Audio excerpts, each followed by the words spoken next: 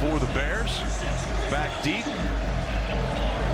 Link Rhodes and Chris Johnson. And kick underway, and the Battle of Texas underway today. And that one goes out of the end zone. They'll take off from the 25-yard line. Here are today's impact players, brought to you by Old Spice. Will? Yeah, on defense, Keaton Thompson, he is the engine of this Baylor defense, earning all Big 12 and All-American recognitions, piling up 114 tackles. Last week had his career high was 16 stops. You also got Devin Bobby, 4-year starter, outstanding safety. And for offense, Chris Johnson, he is the speed burner from Miami. Romello Brinson, Miami transfer as well. 6'2", has a size to win contested catches. So, man, here we go.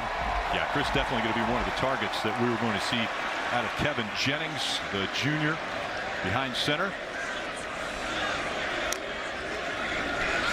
And he'll throw on the first down, way over the middle, wide open, tip, caught by number 3. Big play early for the Mustangs.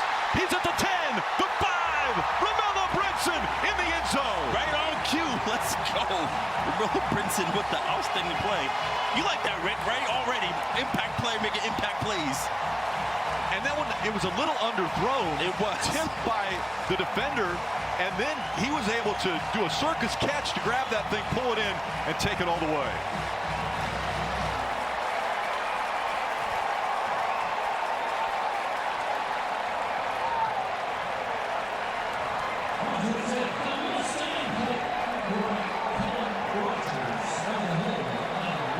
Rodgers in for the extra point.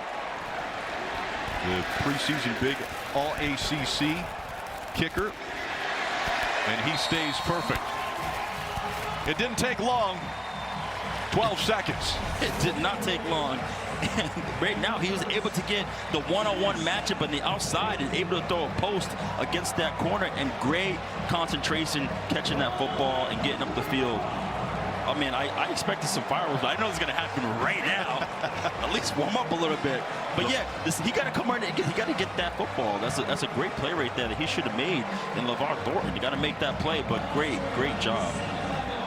LeVar Thornton out of Fort Worth, Texas, tipping the ball, but as you mentioned, great concentration. Brinson pulls it in and takes it all the way to the house.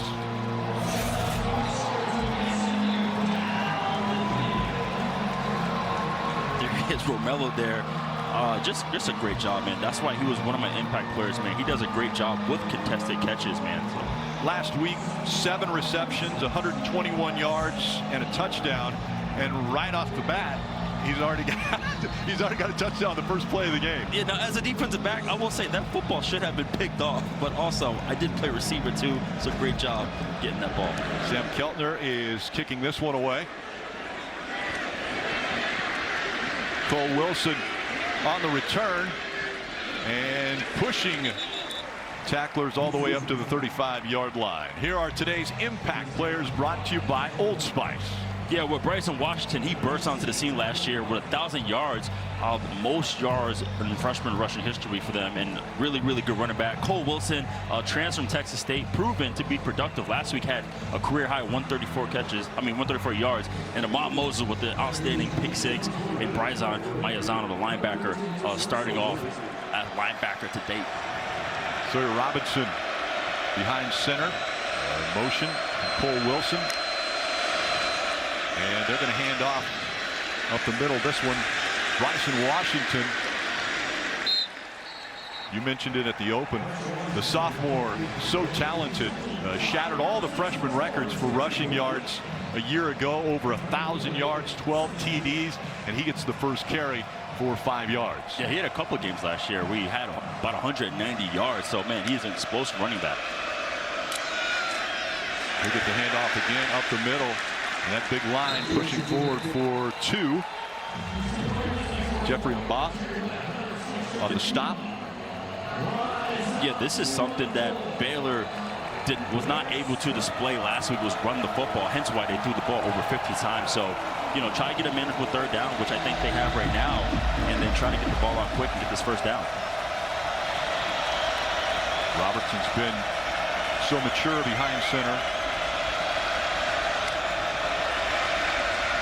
Surveying the field, goes to his 3rd check and misses him. Intended receiver there, Josh Cameron. Yeah, that was just a clean miss. That's something that he's able to make all the time, but it looks like they're staying on the field here.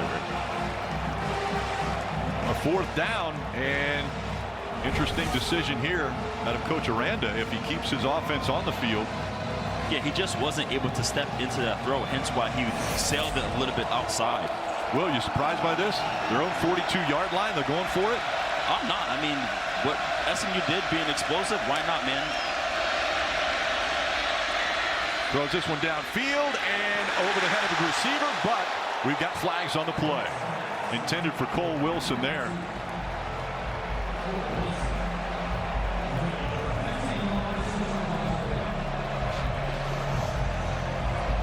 Flag coming out, and we're seeing a little bit of frustration there out of Lamadrick Spencer. Holding, defense, number 15, 10-yard penalty, automatic, 1st down. Coach Aranda wasn't worried at all, was he? You got a nice double move and a slot fade, so you got a hold right there.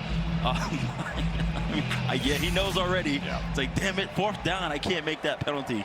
Slap the helmet there.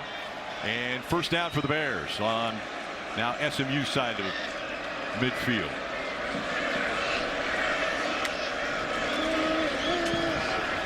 Handoff once again. Bryson Washington for a couple. And you're going to see a lot with this Baylor offense, a lot of direct runs. Again, if they're able to get 3 yards a pop, I mean, you're still going to get a manageable 3rd down or a manageable 4th down in this situation. Miyazato on the stop. And that brings up 2nd and 8.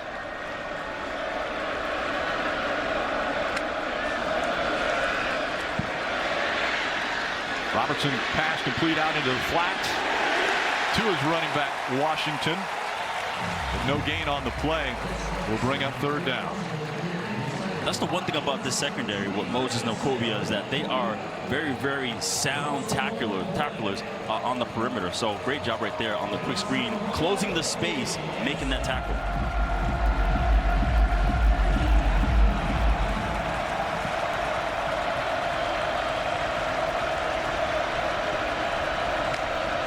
Washington in motion over the middle, quick pass, and that's complete to Michael Trigg. And Trigg, what a player that young man is.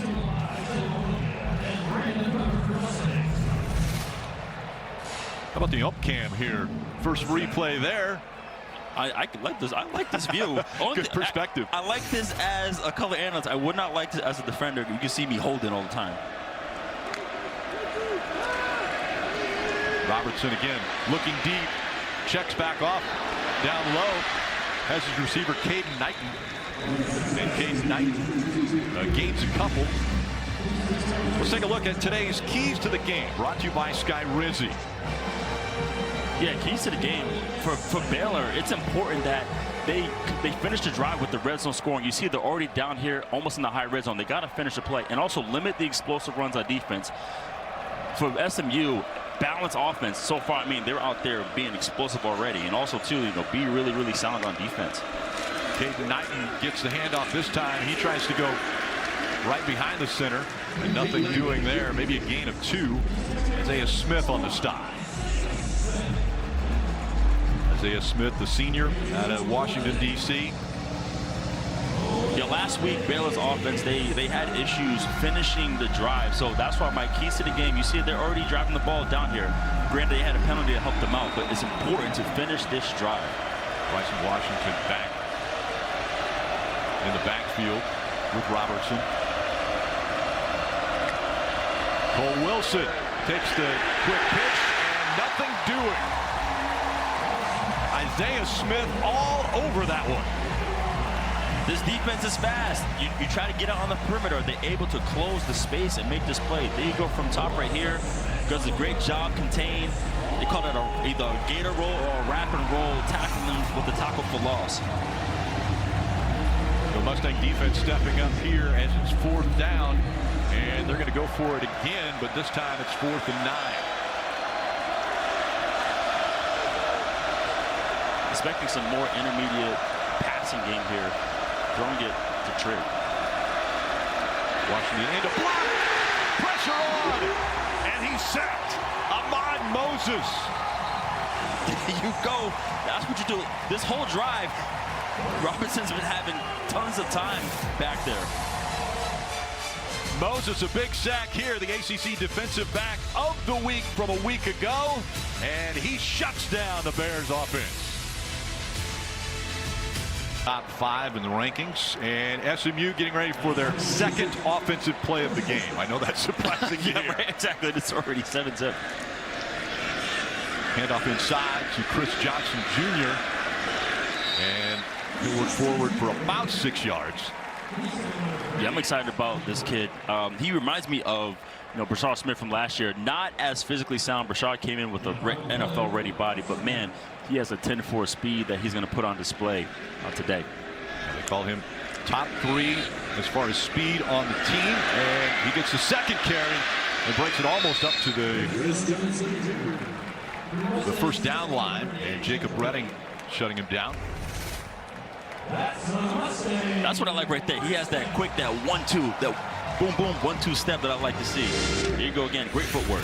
And again, up the middle for Johnson. And this time gaining about 2 yards. Keaton Thomas on the stop. Rick, you're going to see a running back by committee here today. They're going to use everyone in the backfield. TJ Harden is in the backfield now as Johnson just came off.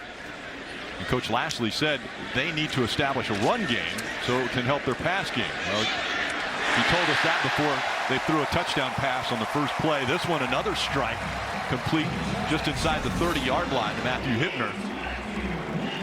Yeah, Kevin right now, he's doing a great job dropping back, and he's finding the one-on-one matches. Right now, you had Hibner on a corner route. And this fast-paced offense by the Mustangs. Once again, this time Jennings off to the side. Great one-handed catch. TJ Harden. Look, it wasn't many yards, but it was a hell of a catch. So that's right. It's going on the highlight. Reached out for that one, helping Jennings' numbers. But again, it just tells you the kind of athletes they have in the backfield. That's why they're using everyone. Great change of motion there for TJ Harden. I'll show you once again this catch. I'll tell you what, they make some nice gloves these days. I'm just letting you know that right now, Britt. The technology with these gloves, but that's one great catch right there by TJ. That was. That'll bring up 3rd down. 7th play of the drive for the Mustangs. Derek McFall now, as we mentioned, this is a redshirt freshman in the backfield. Running back by committee. Jennings surveying the field again. This time he's going to scramble. He's still looking for receiver, but wrapped up, gets away. What a move by Jennings. Gets back to the original line of scrimmage. Maybe a gain of 1, but probably ran 40 yards. Yeah, this was crazy. I don't know how he got out of it. If you meet him in person, Kevin Jennings is not a big dude, but man, he was very slick and slippery and got up out of there. Shifty there for Jennings. And got a player down on the field.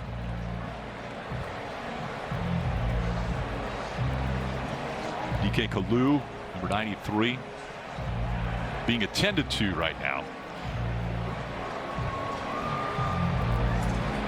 Look on the right side of your screen here. Yeah, he gets rolled on. Yeah. Fast-paced game, Will. I mean, as far as SMU calling the plays, getting things happening so quickly for this Mustang team, and nothing quicker as we see this is a good sight. Kalu being able to walk off on his own power.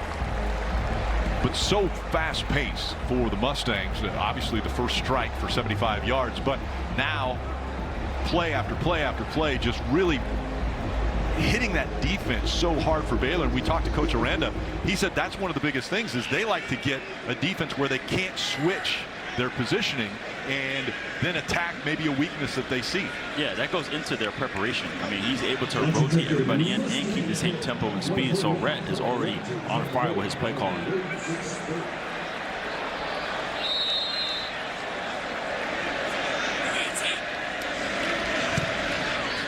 And the field goal attempt is good. Colin Rogers puts more points on the board. It's the Mustangs up by 10 early here in the first quarter. Find the one-on-one matchup there. Should have been picked off, but Romello Brinson does a great job with concentration, getting the football up the field and getting to the end zone for 6. Pack Live, nearly 160 years strong with financial strategies for a more confident future, and nobody more confident right now than Romello Brinson after getting him on the board early for that initial touchdown. And Cole Wilson back, and he's going to field this one at the 3-yard line. Making tacklers miss. Wilson all the way over the 30-yard line. Cole Wilson trying to keep a streak alive as well. As far as completions, he's got a 31 straight game reception record that is continuing on the line. Yeah, and for his production, he's not a big guy, but he's absolutely dynamic, which is why you see him returning kicks out there, playing receive on the X, the slot. You're going to see him all over the place. Maybe a little bit like you. Versatile there, Will? Yeah, very versatile, yes. Bryson Washington back in the backfield with Robertson.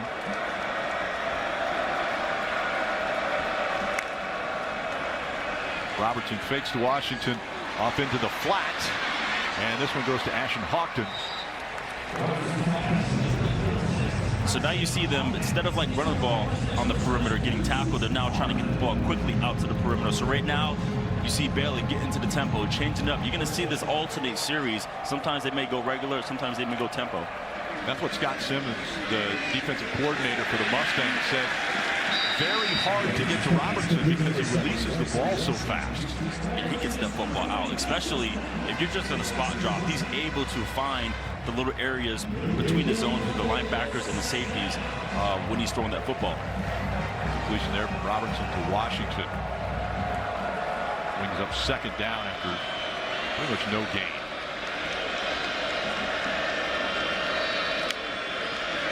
Washington in motion, and that one intended for Michael Trigg. Maybe came a little bit too early for him. Threw it over his back shoulder.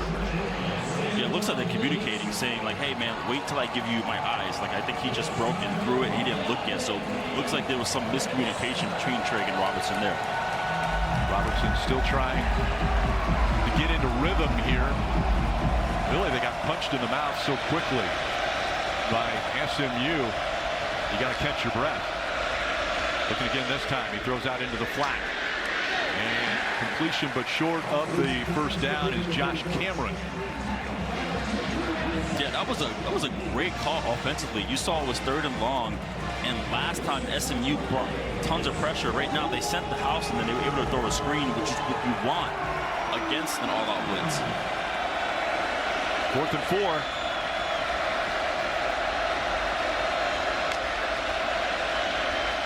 Trying to draw the Mustangs off sides. Play clock under 10.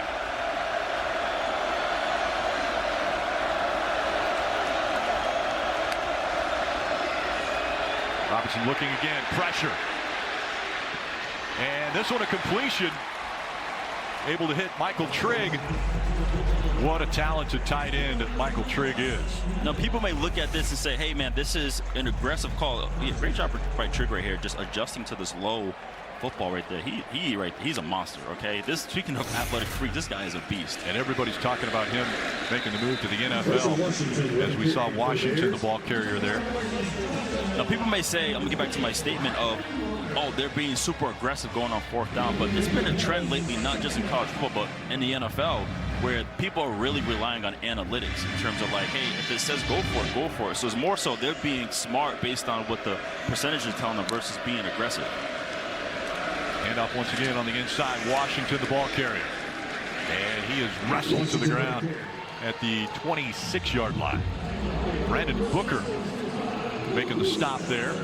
Brandon Booker and Brandon Miyazono starting at linebacker for the Mustangs, because a little banged up is Alexander Kilgore and Zakai Barker, guys who would start in front of them normally.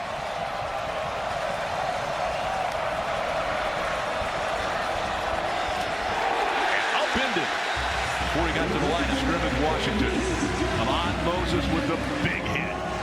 What a game Ahmad Moses is having already, and also coming off of last week's game where he returned an interception for 95 yards. Yeah, I was telling you, man, these two safeties, they will come down and hit. They will attack on the perimeter. They will go in the box. They will make plays. I love these guys.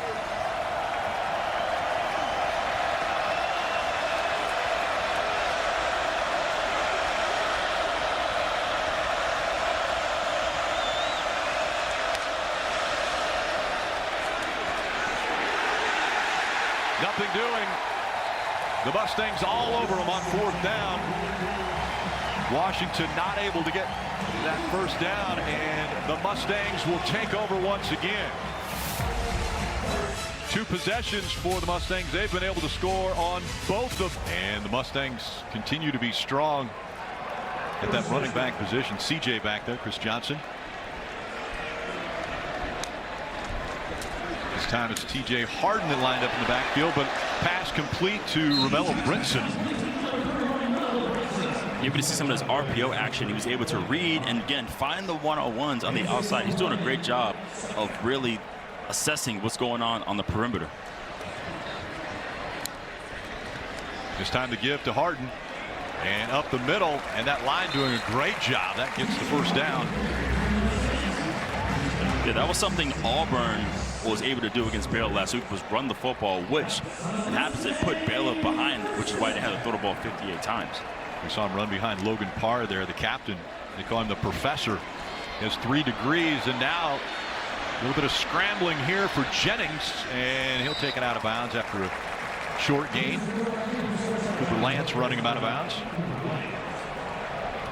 Yeah, it was a great job right now with TJ Harden picking up the protection right there. It's good to see these running backs just being certain. He's a senior, so he knows what to look for and does a great job of protecting his quarterback. Johnson back in at running back. 2 wideouts left and right.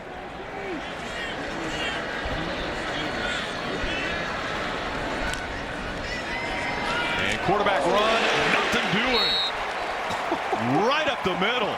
Matthew Fobbs-White. He wasted no time. That was a perfect form tackle. We call that teach tape. When we watch it on film, we like it, we put it into our file where we get to teach people how to do this. Lots of 5 yards, and the junior, listen to that. Oh, yeah. Didn't break stride, just went through and made that tackle. What a hit. Monroe, Louisiana. Where Matthew Fobbs-White is out from. Johnson again in the backfield. This time to block.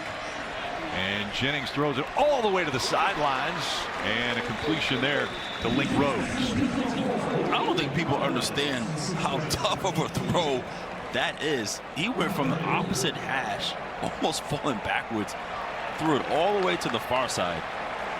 And it looks as though the punt team's going to come in, and Wade McSparron will be back for the Mustangs. Kick this one away. Josh Cameron back for the Bears.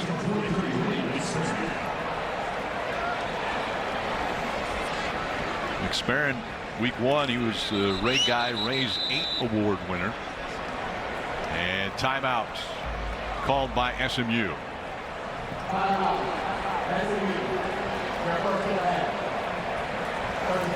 We'll start the season off right and get game ready.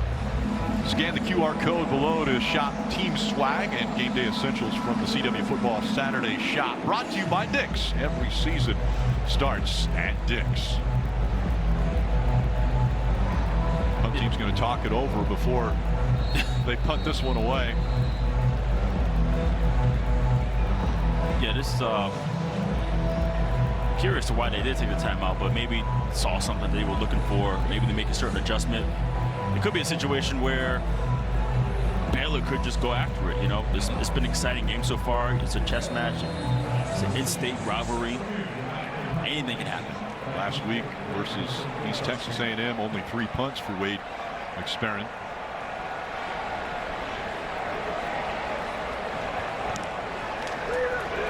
Gets this one clean away and fielded at the 15. And Josh Cameron will fall forward about 4 yards.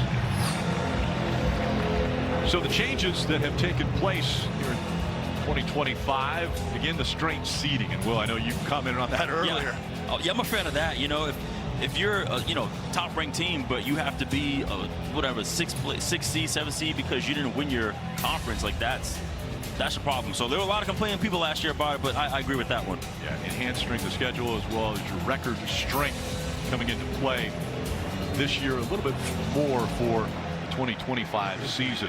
Caden Knighton back for the Bears. And Robertson fakes to him over the middle and completion to Josh Cameron. This is where Sawyer was successful last week, was against Auburn, was he was able to, again, throw those inside intermediate throws. He has such a quick release that his linebackers cannot react to that throw. And looking again for Cameron, and he pulls this one down. I know Mom Andrea is going to be happy watching her son with that catch. He always comes out on the field, Josh does, at the beginning of games, looks where his mom is. It's very special that his mom's able to make every game. She's had a double lung transplant. So for her at the game, it is a very big deal. That's going to end the first quarter, an explosive one at that, especially for the Mustangs. On 4th down, trying to get there. But right now, despite doing all that, it's still 10-zip. And quick carry there for Caden Knighton as second quarter underway. Again, Baylor getting back to what they were doing earlier before they went tempo, right? These direct runs. You're going to see more perimeter passes. They do a lot of motioning. You already seen that already, so you'll see some more of that. More perimeter passings, more direct runs. Miranda has a lot of confidence in his quarterback as he sits back, surveys the situation. Had a wide open receiver in the middle, but decided to use the legs, and he'll go for about 5. Yeah, I mean, right now, you can look, this offensive line is doing an outstanding job, only sending 3 on that pass rush. So he's right there chilling, having a cup of coffee, which I might go get myself. How about the ump cam? The ump cam is pretty cool. Yeah, it really is. Right at us. Washington back next to Robertson, and he's going to get the carry and breaks up a hole almost to the 40-yard line. He's at the 41. Cameron Robertson with the stop. Cameron out of Plano, Texas. Also involved there was Nwokobia, Isaiah Nwokobia. What a amazing player for the Mustangs.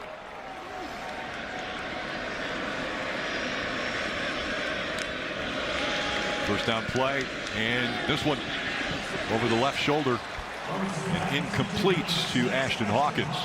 Yeah, that was a great idea by Sawyer. He saw that his receiver was in, he's been defended pretty well. The defensive back was on top as he's taught, so he tried to throw a back shoulder versus that one-on-one matchup. Didn't time it up there as we take a look. 12 pass plays for 72 yards. 13 rush plays for 21 yards. So when Miranda said they wanted to establish the run, they haven't done that yet, but they've still been pretty good through the air. Yeah, definitely some balanced play calling there. And once again, this time in and out of the hands of Cole Wilson.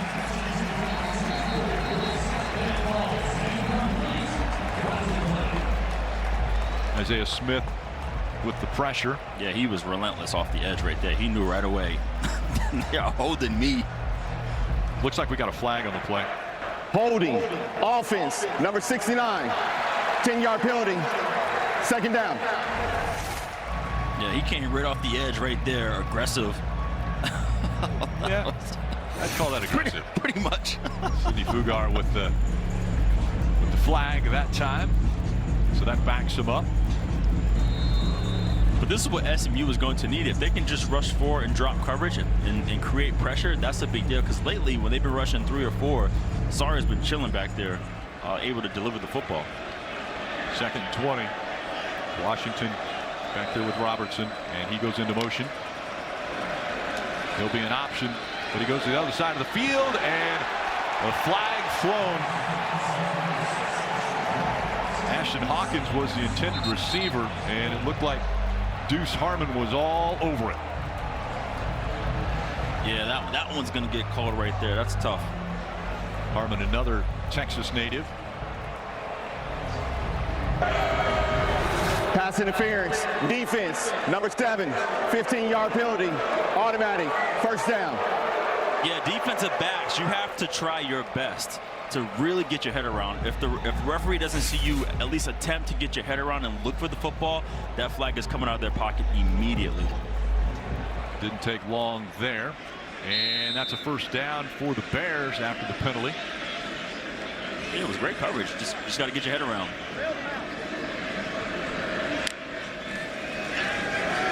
Takes the handoff and quick pass. This time out to Kobe Prentice. Senior out of Calera, Texas. Transfer from Alabama. And he gets a catch. Second and short. And stacked up at the line of scrimmage again. And Washington not able to fight through for the first down. Listen, Rick, when I can hear the pads from way up here, that's how I know some real action is going on down the field. Hearing the pads click, man, that gets me excited. It was a pop, and that time Brandon Booker stopping at the line of scrimmage. Third and short. Crowd making some noise here.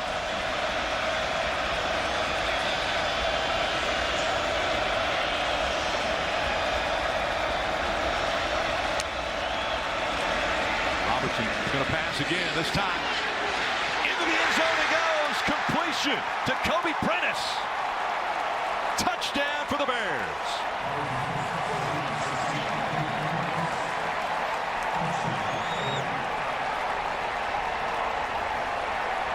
And Will, maybe a little push off here. What do you think? It's funny when I get asked that question because I played both sides. Listen, a little push, but I tell you what, though, it was a heck of a play. Even better throw. That was an impressive run there. 3 minutes, 26 seconds off the clock on that drive. 9 plays, 81 yards. And Connor Hawkinson for BAT. It is good. Chris Johnson back deep. And that kick goes out of bounds at the 1-yard line. You see the flag in the air.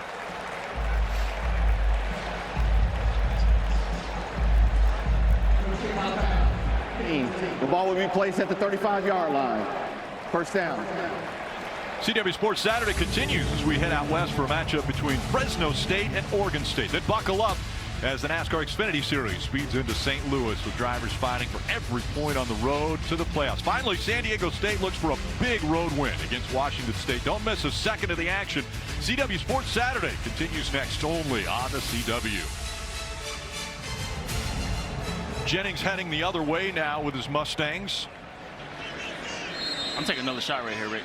If I'm SMU, I'm going down the field right now. From the 35-yard line. And Jennings is going to run this one. A lot of pressure. And this time it was Marion Winston. Yeah, you only have so many options versus an empty backfield. You got a quick game or quarterback run. That's 1 to 2. Great completion rate so far for Jennings. Johnson's going to get the carry this time, and shifty moves, makes it all the way out to the 41-yard line. Yeah, the one thing not talked about enough with Chris Johnson, obviously his speed, his 10-4 speed stands out, but his vision, his footwork, his balance, he almost reminds you of Le'Veon Bell, the way he's able to just slice through the defender. So he's a phenomenal running back.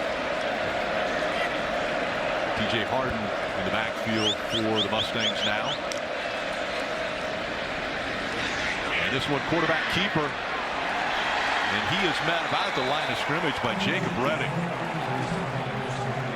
Listen, Jacob Redding with an outstanding open field tackle against a dynamic runner like him. He does a great job closing the space, fitting them up, and wrapping. That's how you tackle open field people. And it's impressive. Jennings, you had mentioned, he's not a big guy, but he was able to run through that one. Let's see what they do here on 4th and 1. Quarterback keeper again, and off the right side, he'll get the first down as he gets to midfield. Baylor might want to start setting that edge on the left side. so far, there's been a few runs already on this drive to that side. I was always told by my defensive coordinator, no edge, no chance. Yeah, short side of the field. The edge. And we've seen it out of Jennings a couple times now. Delayed handoff here to TJ Harden. Harden up the middle. Yeah, this was a situation that they struggled with last week in Baylor, trying to stop the run from the quarterback, from the running backs, all the above, and that's what really put them behind, as I mentioned earlier. So right now you can see SMU taking a page out of that playbook. And a quick pass here, but a flag before the play. Actually a great catch, by the way, by Jalen Cooper. A lot of great one-yard catches today so far. Flag on the play, though, before the snap. Illegal formation. Offense. More than 4 players in the backfield. 5-yard penalty. Second down. We were in Canada, we'd be fine. But we're in Dallas, and you're not allowed to do that. Rhett Lashley calling the plays as his offense now has a 2nd and long. Johnson back in the backfield. He's going to be a receiver this time. He's got plenty of open space. After a gain of 2, brought down by DJ Coleman. Rick, listen, the open field tackle has been on display. I am excited watching this right now. Through the near hip, wrapping the legs, wrapping, squeeze, bringing them down. Kids, if you're watching at home, please watch this game and notice his open tackling. Okay, this is outstanding football right here. I'm being serious. Coaches called DJ Coleman a cover guy, but that was, as you mentioned, textbook tackling there. Jennings over the middle, wide open. And once again, it's Romello Brinson. Brinson with the first down. 19-yard carry, and then the flag came out, and I'm going to say that this was probably him signaling shooting a gun, and that's a new rule this year. You can't do that. Let's listen to what the referee has to say here.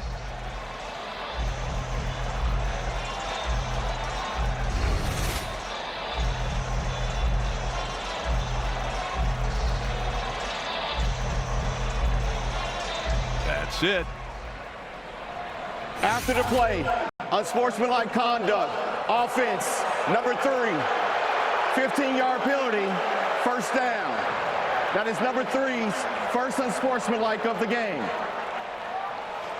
So it's a new penalty this year. Any form of a gun or shooting or some type of explosion, they're going to call that, and that's going to be unsportsmanlike conduct. Yeah, and when the league office sends it as an emphasis for the season, like, it's going to get called. And it did. Johnson in the backfield. Jennings fakes the run, throws over the side, wide open. Johnson with that speed runs out of bounds inside the 20-yard line. Yeah, a great call again by Rhett Lashley. Again, taking the quarterback run, which they've been successful with on this entire drive, and finding 10-4 speedster Chris Johnson down the sideline for the catch. Quick pass out to the flat, and this time it's R.J. Maryland. Yeah, we haven't heard RJ a lot today, but you're going to see a lot of 12 personnel looks. You might see RJ and Hibner in at the same time, but it's 12 personnel, but they're going to line up and look like 11 because RJ lines up a lot in the slot. RJ Maryland out of South Lake, Texas. TJ Harden in the backfield now next to Jennings.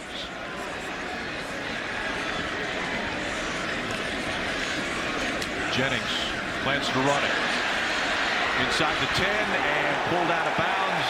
Maybe a horse collar. Definitely a horse collar. He took the whole name tag off. 7 yards, and TJ Harden. Yeah, I mean, it's clear as day. Yeah. Grabs the horse collar. Cannot do that. One time I was in Green Bay playing the Bears. Personal foul, horse collar tackle. Defense, number 45. Half the distance to the goal. Automatic.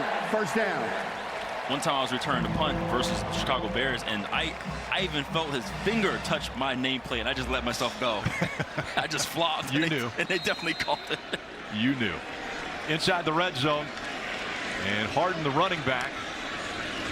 He's going to get the carry up the middle. Puts in the pile. Reward that man. Touchdown. The UCLA transfer from Los Angeles, California, barrels into the end zone. Yeah, he does a great job just getting the football and wasting no time. One-on-one with the linebacker, defensive back, who doesn't matter. He'll take it in for the touchdown. 11 plays, 65 yards, 4:51 off the clock. And Colin Rogers in for the PAT.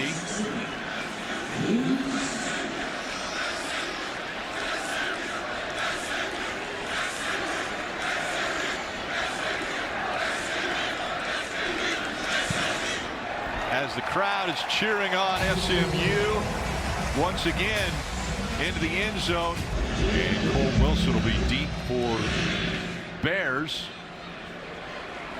and that one will go out of the end zone, and they'll take over at the 25. Tonight, the NASCAR Xfinity Series takes on the tight turns of Worldwide Technology Raceway in St. Louis. It's fast speeds, fierce battles, and no shortage of fireworks as the drivers are battling every playoff spot. Don't miss a second of the action. The NASCAR Xfinity Series from St. Louis tonight at 7 p.m. Eastern, 4 p.m. Pacific, only on the CW.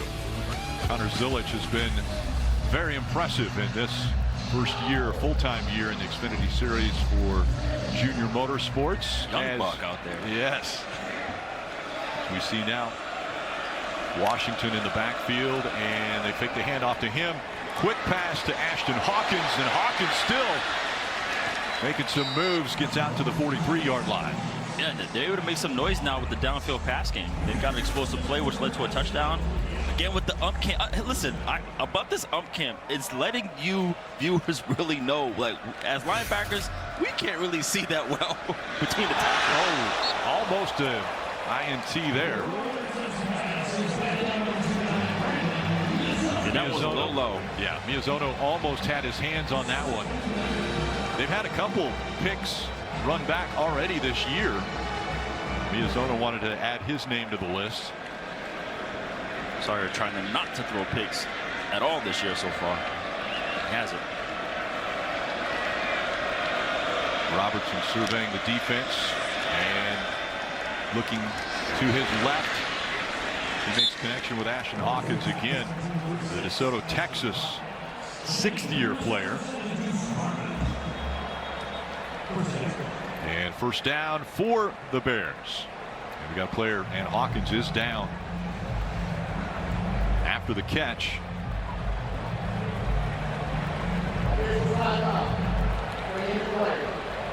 Hawkins transferred here, Texas State, to the Bears, and so crew will take a look at him. We'll be right back.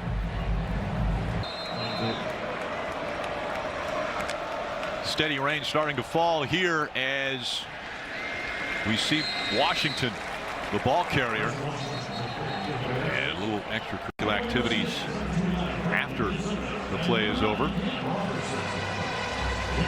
Yeah, looking for this Baylor offense to get back to controlling, right? They're gonna, right now you see the switch, the change in the tempos, but they're doing direct runs, and then boom, try to hit him over the top for the explosive plays. And one brings up 2nd and 9. And now this light precipitation, will it affect the receivers? Not this time. Josh Cameron gets the reception on the sideline. Preseason All-American, all Big 12, all Texas. All action right now. That's all what action. He's doing. What's so impressive with Sawyer Robertson, he looks so calm and comfortable in the pocket. Like, it looks like he's not even trying when he's throwing the football, which could be an indication how strong his arm is. Hands the ball off to Washington. He takes it off the right side for one. Robertson, you mentioned how comfortable he looks back there. 6'4", 220. I mean, you're talking pro quarterback size. Yeah, we talked to Coach Babidal how he has full autonomy of the offense. He can make every check. He can any adjustment. It is his call on what he wants to do. So that's really impressive what he's able to do so far with that freedom. And he throws over the right side, complete. The move into the end zone. 33 yards for Josh Cameron.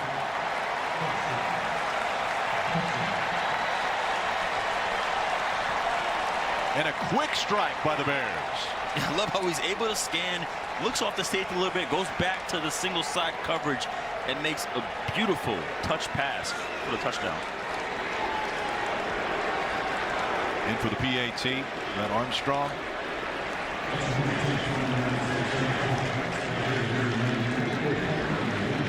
Actually, Connor Hawkins is going to do the PAT here for the Bears. Right down the middle. 14-17. Bears closing in. Take another look. Yeah, just a one-on-one matchup on the outside. Looks like cover two, so he's able to throw it into between the safety and the corner. That is a difficult throw to make. It is so dangerous because it could be either be an interception or a knockout hit for the safety. He does a great job dropping it right in the bucket for a touchdown for Josh Cameron. 7 plays, 75 yards, and it was quick. 2 minutes and 12 seconds off the clock for the Bears, and they pulled right back into 3 down from the Mustangs.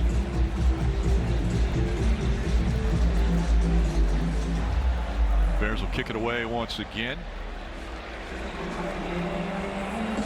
And this time it's Red Armstrong that'll do the kicking duties.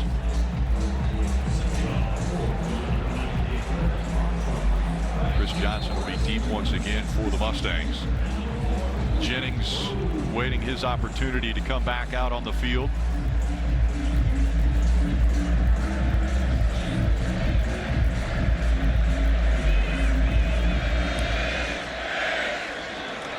This one hangs up high. Johnson fields it at the 8. He'll stay behind his teammates.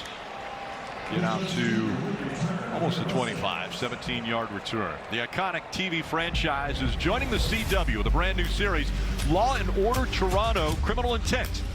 The same team that brought you the original series of ripped from the headlines cases, this time in a new city and on a new network. Law and Order Toronto: Criminal Intent series premiere Wednesday, September 24th, right here on the CW. Jennings, the mature junior quarterback for the Mustangs, you see already he's been perfect throwing the ball, and we've seen him scrambling more and quarterback plays for runs.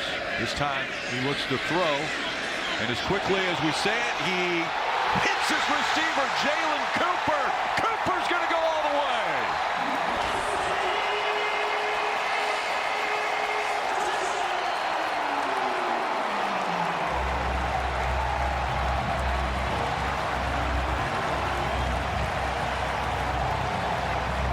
The true freshman puts his name on the list of getting in the end zone today.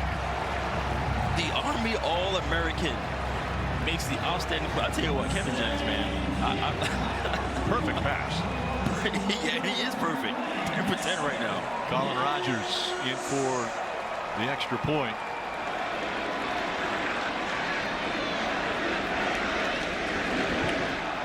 And Rogers is perfect as well. And just that quickly, they have done it twice now in this game. A one-play scoring explosion. Yeah, Jalen Cooper, just outstanding. We spoke to Catch Brett Lashley about him. Like, he already knows. He said, I threw an absolute dime. Okay, on the run. Jennings, that's his 7th different receiver that he's hit today. And we talk about him perfect. Well, it's not just throwing to a favorite. He spread the ball all over the field. Well, yeah, we spoke to Coach Brett Lashley last night about receivers he's like to step up and what they can do. And he talked about Jalen Cooper, the Army All-American, like he's going to step up and make big plays, but also talks about the growth of Kevin Jennings. Like, again, he has more control of this offense. He's been, he's probably the one person who hangs out with everybody on the team. Just really likable, really outstanding man. So you can see right now just his energy, what he's able to do, getting this football to everyone on the team. Matt Powledge called Jennings Houdini with the ball in his hands yesterday when we talked to him. Well, we just saw some defensive magic. coordinator. Yes. Once again, the magic is happening out of Jennings' arm. Colin Rogers to kick away to Cole Wilson. Wilson's going to field this one on the 2-yard line. And brought down after a 19-yard gain. Yeah, right there, Jalen. Yep, he's right there, and he's running his route. And watch right here. You see a scramble drill? Boom, turn up field. That's exactly what you do as a receiver. When your quarterback is in trouble, he's scrambling. You don't just sit there and wait and try to like figure out or box the player out. You turned up field. The Green Bay Packers, when Aaron Rodgers was there, that's what they were known to do. They would run a short route like a comeback or a hitch. And as soon as Aaron Rodgers would start to scramble, they would take off down the field, and that let the quarterback know I could just launch it to my receiver. Sawyer Robertson, ball in hand. Throws over the middle, complete to Ashton Hawkins. And Hawkins run out of bounds after a gain of 11. Dude, we got a duel going on right now with these quarterbacks. Okay, it may not look like it because the plays from SMU are absolute dynamites, but right now Sawyer is fighting right now. I mean, right there. If look at his if Kevin wasn't perfect, which he is, like you're like, come on, man, Sawyer's cooking right now. And another completion once again to Hawkins off the left side, and he'll run out of bounds at the 45. LeRobert Spencer pushing him out. Another first down for the Bears. It might be quick strike for the Mustangs, but we have seen the Bears march down the field. Coach Aranda still trying to dig out of the hole from play number 1.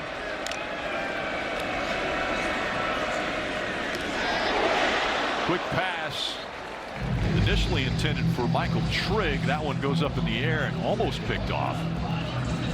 Yeah, that's a tough throw. You're going to start front side and you're going to work all the way back, and then you're going to throw an intermediate route where a linebacker's standing right there. That's a dangerous throw for Sawyer. And it looks as though the light rain has stopped falling now, so maybe a little easier for the receivers to get their hands on the ball. Ump Cam giving us a great look here from the linebacker perspective. Oh, this is great. Robinson gives to his running back, Knighton. And the freshman upended before he got to midfield. 5-yard carry there for Knighton. The thing that stands out to me about this game, you can tell that both of these teams are extremely well coached in terms of how they are being physical, blocking, how they are tackling. That's football. Football is blocking, tackling, and those are true indicators on how well coached your team is. We've seen some great hits already today. 3 wide receivers out to the right, 1 to the left. And Robertson looking left. Once again, Hawkins seems to be his favorite receiver. 5'10", 168-pound, 6th-year player. Knocked out of bounds by Marcellus Barnes that time. When you hear the saying, taking a profit, this is what you're doing, throwing short passes. And here we go. We got another 4th down that we're going for here already. 4th and 1. Defense trying to get the crowd in this one. Trigg in motion. Hands off to Washington. He churns ahead for the first down. Yeah, so far this game, it's going to be a 4-down situation for Baylor. You know, whatever the analytics say, they may say go for it, but at the same time, you can't give the football back to SMU because they're just one play down the field touchdown. Robertson with a new set of downs. 42-yard line, and he's going to throw it off the right side. He gets Trigg, and Trigg hit immediately as he caught the ball. The clock continues to run as we close in on the 2-minute timeout.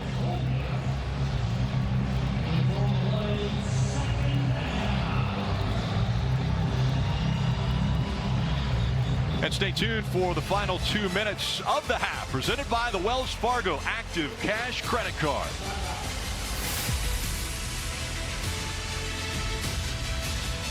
Any time left on the clock for SMU because they're known to take one shot and get down the field.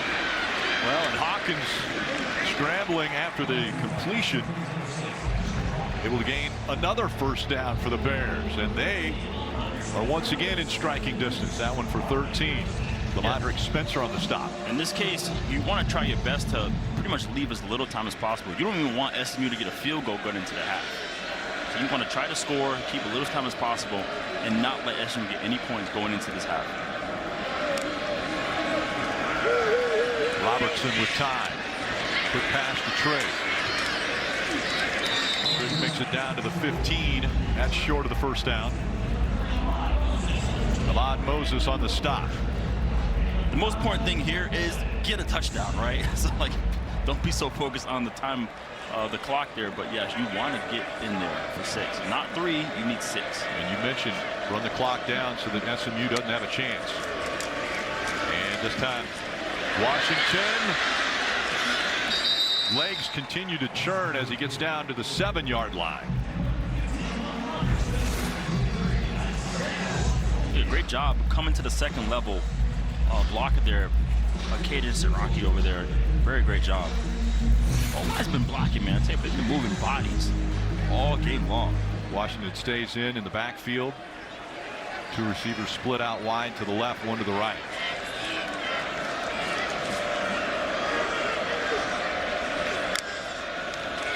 Robertson gives to Washington. Washington rolls right into the end zone.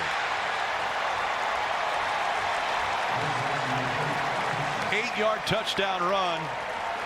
And as we talked about earlier, the textbook tackling didn't happen there for SMU. Didn't wrap him up. Yeah, it didn't happen there, but also some great blocking as they've been doing all game long. And the one thing about Washington is able to do, Washington has unbelievable contact balance. Get there for 6. So yeah, great job getting the points. Connor Hawkins in for the point after. That drive took 4 minutes 7 seconds off the clock and will leave 37 on.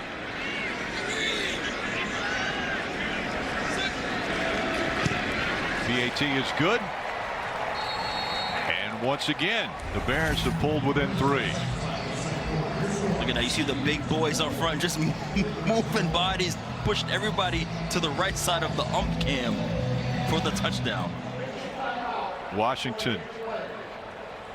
And official timeout.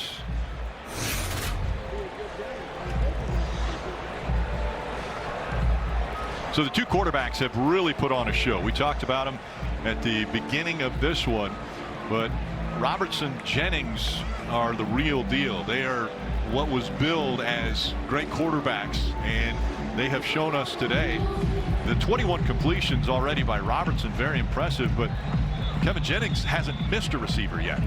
He hasn't, and you can tell they pretty much have the same amount of yards and touchdowns, but you can see that Sawyer has been having to drive the ball, work the ball down the field with little check downs, and here have you, but Kevin Jennings, explosive plays. I mean, he's going to have highlights all week. Yes. all week. Yeah. It's been a highlight reel for both of these quarterbacks already today, and we're just closing in on the half.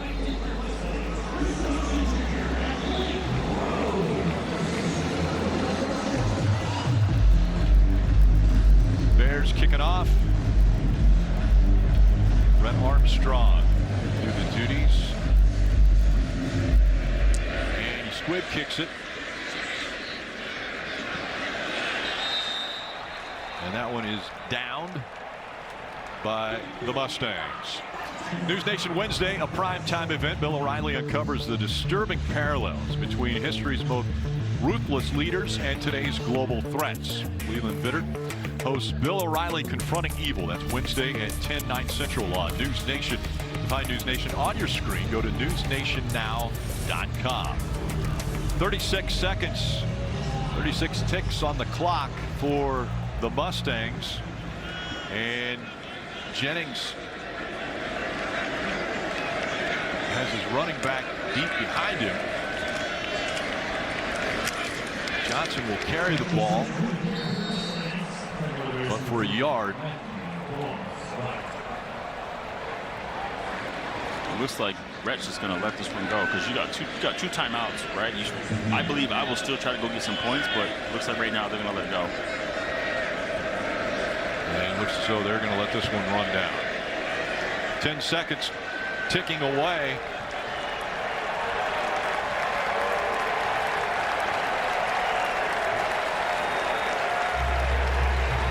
And it will happen.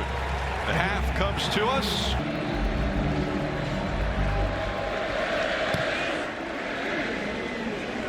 Cole Wilson going to grab it at the 3. And he hit the 17-yard line. And let's go down to the third member of our team, Wes Bryant. Talked to Coach Dave Aranda coming out at halftime, and he talked about how much Kevin Jennings was hurting them, running out of the pocket and making throws. He said they need to play with better eyes in the second half, be more disciplined, and stop coming off of receivers when Jennings makes a move out of the pocket. I think that's easier said than done. It is, but that was a big emphasis for coordinator Pollard. He was saying, like, we're going to put a spy on him, but also our defensive backs are going to have to plaster when he scrambles, and so far they have not done a great job of that. Washington in the backfield once again. Beside Robertson, he's going to throw on first down. Over the middle, wide open. Cole Wilson. The streak continues. And we mentioned that's 32 straight games with a reception. Third longest streak in the country. Ahmad Moses making the stop after a 27-yard pickup. And you go with the tempo. Robertson on the stop. And this is what I'm saying. Like, if you're giving Sawyer so much time, you're not giving any pressure on him. And if you let him stand there and deliver, it's going to be a problem. So they got to start sending some heat on this drive because he looks way too comfortable. He's been very comfortable, and they have been able to march down the field a few times already. Hand out to his running back again. Pull off the left side, and Washington is going to pick up what's close to a first down. Again, here we are with the ump cam, and look at this offensive line doing a great job. I mean, we're going to call that Moses, just parting the Red Sea, letting Washington run through, getting to the second level without getting touched. This offensive line has been incredible today. So a great stop there by Nwokobia. Tipped up, and offensive lineman Caden Siraki tried to pull that down. Yeah, incredible awareness, but a great job defensive line. If you can't get to the quarterback, you see Maizano get his hands up, and a great job knocking it down by Caden Siraki. And that brings up 4th and inches. The Bears, they have done this all day long.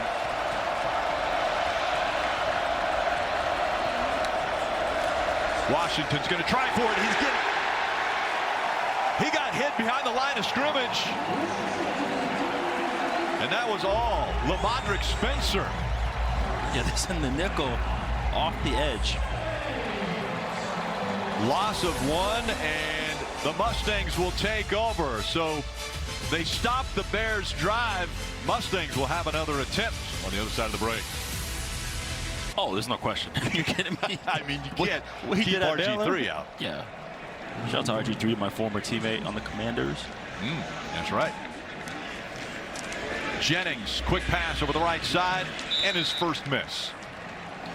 Yeah, for that last play here, you got Lamadrick Spencer, number 15, here on the edge. He comes right off and blitzes right there. And you notice he doesn't even look at the quarterback. You want the quarterback to keep the ball in the situation because he's not really a big threat running the football. He goes right after, takes the running back out for the stop. So great job there by Lamadrick Spencer. TJ Harden in the backfield with Jennings.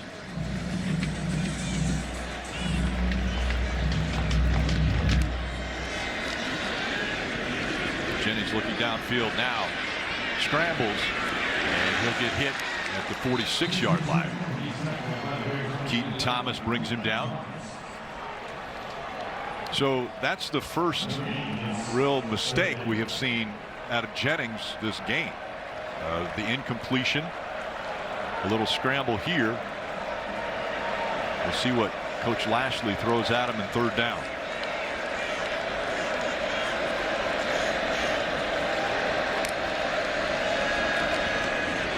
Jennings scrambling again, a little pressure, but wide open on the left side is tight end Matthew Hibner with the completion and the first down. I mean, this is just pretty. He's able to extend the play again and keep his eyes downfield. Coach Brett actually talked about, can he trust his protection? Like, there's a difference of him holding onto the football, taking a sack, or can he stand there and trust the protection? So far, he's been able to do that. Quick pass to the tight end again. This one is R.J. Maryland. And here's that tempo offense that we've been talking about. Aranda said that inside of 8 seconds they're going to make a snap. Harden, the ball carrier.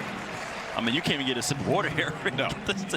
They are flying right now on offense. Another first down. And this tempo is what defenses have nightmares about. Jennings tripped up by the official. And he's going to have a complete pass. Was his knee not down? Well, it looks when like he went down. Looks like he lost the football. It looks like he fumbled. Yeah. And then the fumble. He drops the ball there, so it's still a live ball. I think he might have had his knee off the turf when he picked the ball back up, but it was close. The previous play is under review to see if the ball carrier was down. So we're going to take another look at it. And this time it's Rick Jackson, the replay official, will be looking at that. And make sure the ref's not from Waco.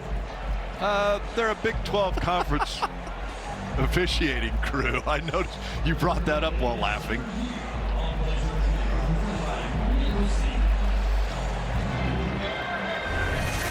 Trayvon Barrett, the referee, is going to take another look at this. But the ball's out there. Right. Now, does he pick it up? The question is, was his knee down when he grabbed the ball? That's tough. That's so unfortunate. It looks like it was. Yeah, so he's going to turn around. Is the right knee still on the ground when he grabs the ball? Because the second he touches the ball, if his knee's on the ground, it's down. They should just say no. Give him the completion. It's so close. But here's the thing, referees do watch film.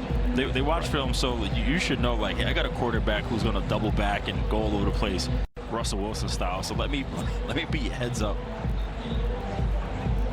Yeah, I think Rhett right now might be most frustrated with the official being in his way. Oh, I know he's livid. There's no question.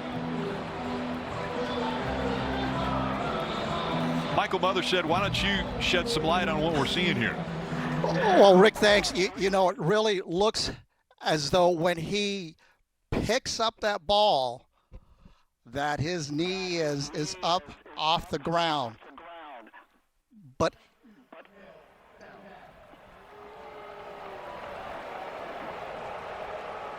we heard him say the ruling on the field is upheld. So second down. It was a loss of 9 yards, but it was a reception. It was a reception. Like I said, they'll give it to him. That's still, yeah, that's tough. Derek McFall.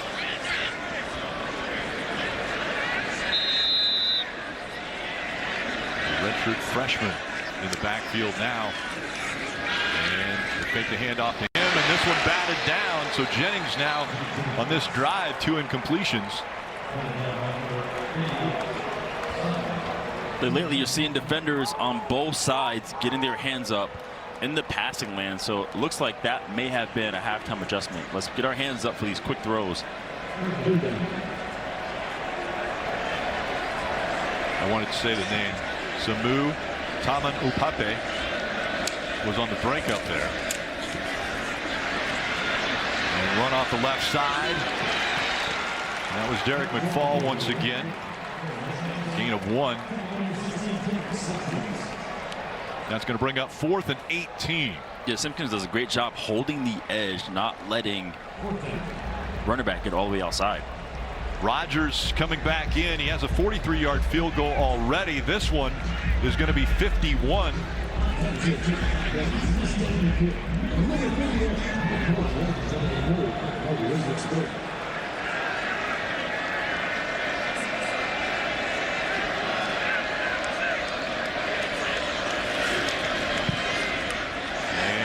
Looks like this one's going left.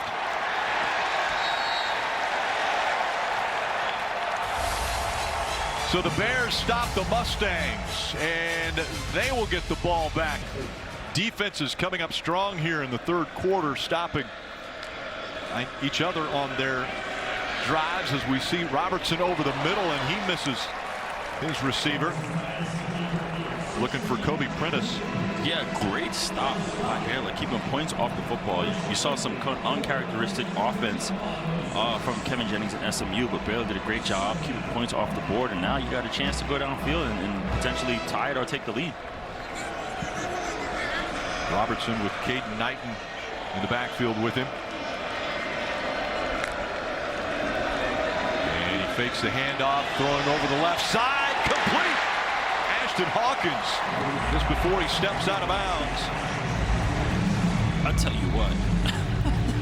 Impressive pass there. Listen, the throw was good, but the adjustment, look at that, perfect on the outside. He left room enough in the outside for Sawyer to drop the football. And I'll tell you what, that adjustment was unbelievable, and the throw. Sorry, Robertson putting on an impressive performance here, and quick out to Kobe Prentice.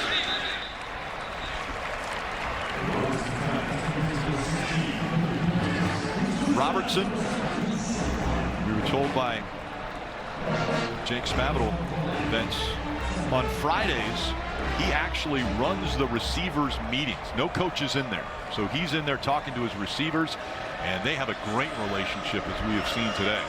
You can tell based on the adjustments and where he's placing the football for his receivers. Caden Knighton, the ball carrier, up the middle for a couple.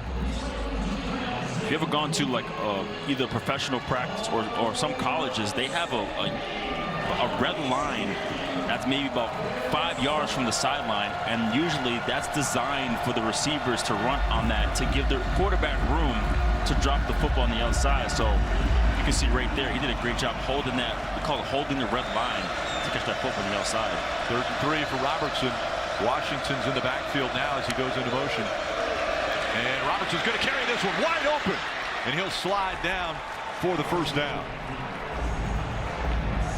8-yard gain for Robertson, and he's doing everything the Bears need him to do. Yeah, he saw something earlier on that blitz on that 4th down where they didn't even look at him, so he noticed. He said, you know what, if they're not going to honor my quarterback, I'm going to throw in a design and run for him. Coach Aranda, we talked to him before the game down on the field. Very philosophical and focused on his kids' attitude. And right now Robertson has the perfect attitude as he throws over the right side into the end zone over the head of Kobe Prentice. Yeah, Coach Aranda, he's big on the on ball. Brother, looks like we got a flag down there. Yeah, flag on the play. Holding, offense, number 72, 10-yard penalty, first down. Colton Price is going to call it for that one, but go ahead, Will. Yeah, Coach Aranda, he's big on ball brotherhood battle. He wants to know, like, why do you love football? He asks all of his guys to speak about why they love football, why did they play this game. Also, he's big on, like, learn about your teammates. He said it's important that when you go to battle with your teammate that you know what he's about, you know what he stands for, you know his culture, you know he's thinking, his identity, so you can trust him more. So yeah, he's a very, very deep coach in terms of his mind, how he thinks. Trying to build that culture with the Bears in his 6th season. As a lot of time here for Robertson. He's going to tuck it under the right arm, and he'll slide down again. This one might get called. 22-yard line, no flags. That was a late slide, that's for sure, as Brandon Booker put the shoulder pads on him when he was going down.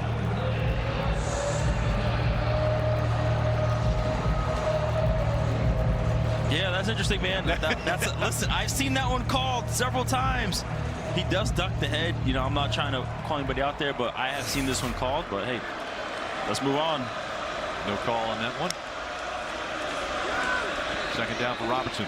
Kicks it out into the right side and complete to Washington.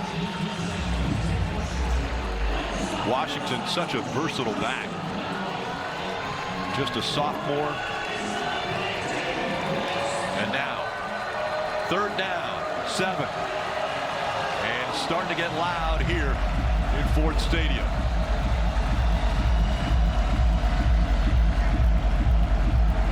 already assuming this is 2-down territory here. That's true. 3 of 9 on third down conversions so far for the Bears.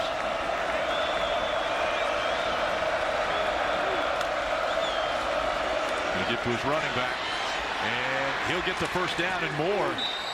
Big run for Washington. Yeah, awesome job capturing the edge right there. Look, he does a great job capturing the edge on the outside and has daylight to get the first down. It was almost too easy. Great blocking scheme there by the Bears. A lot of room to run for Washington. He stays in the backfield. And now in the red zone, the Bears going to try to punch another one in.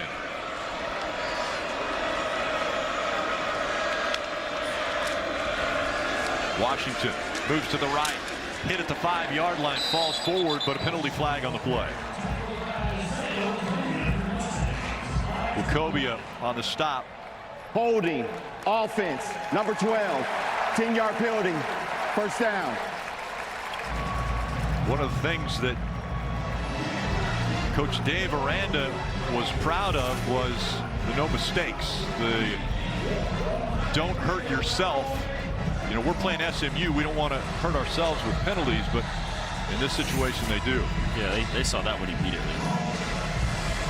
You got beat trying to block, got blown up and held on to the jersey. That was an easy call right there. Still first and goal from the 17. Knighton almost in time to pick that one off was Deuce Harmon. He hit him the second the ball hit his numbers. That's dangerous because that's a top play for Baylor, and he threw that one pretty late. Unfortunately, his receiver was able to get up on that. I mean, yeah, that's a dangerous play right there. You got to get that ball out very, very quickly because these defensive backs all game long, they've been aggressive, getting out the breaks, making tackles, being physical, being tough. Harmon right there in time to break that one up for the incompletion. And now it's second and goal. In from the 17. Throws off to the left side again. This time complete. Hawkins making it back inside the 10-yard line. Well, what are you thinking? Yeah, I'm thinking here, I mean, right now we're third down, right, 3rd and 9. You know, I would take a shot to the end zone here. You're already in a situation where you can tie the football game with the field goal. But right now, I'm going to take a shot to the end zone. And if I don't get a touchdown, then I'm going to take the points. We've seen him run it in, too. Let's see what Washington does in the backfield once again with Robertson. Yeah, I'll work the tight end in the seam if he's available. 3 receivers to the right, 1 to the left. Pressure. Robertson rolls, flag on the play, and he throws it away. But looks like it's going to be another holding penalty.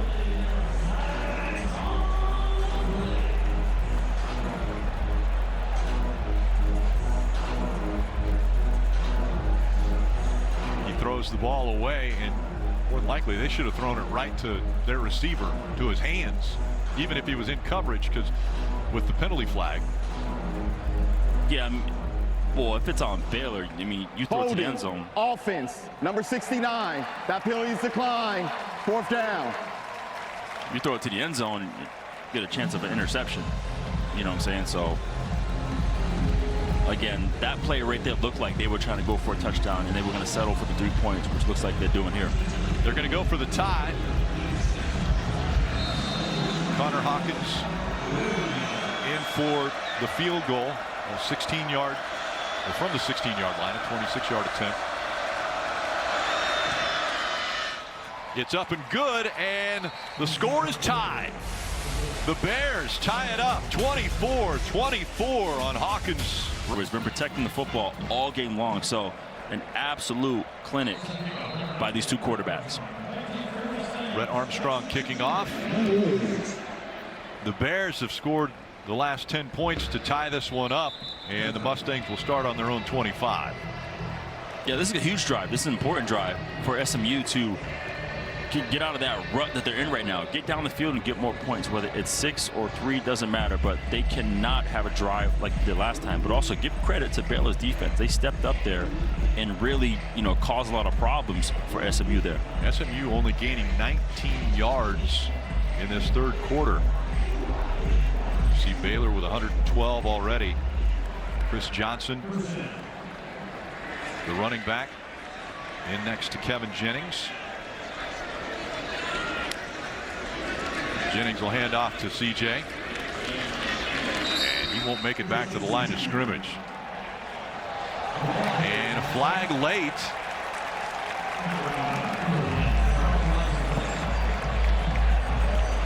This one looks like it might go against Baylor.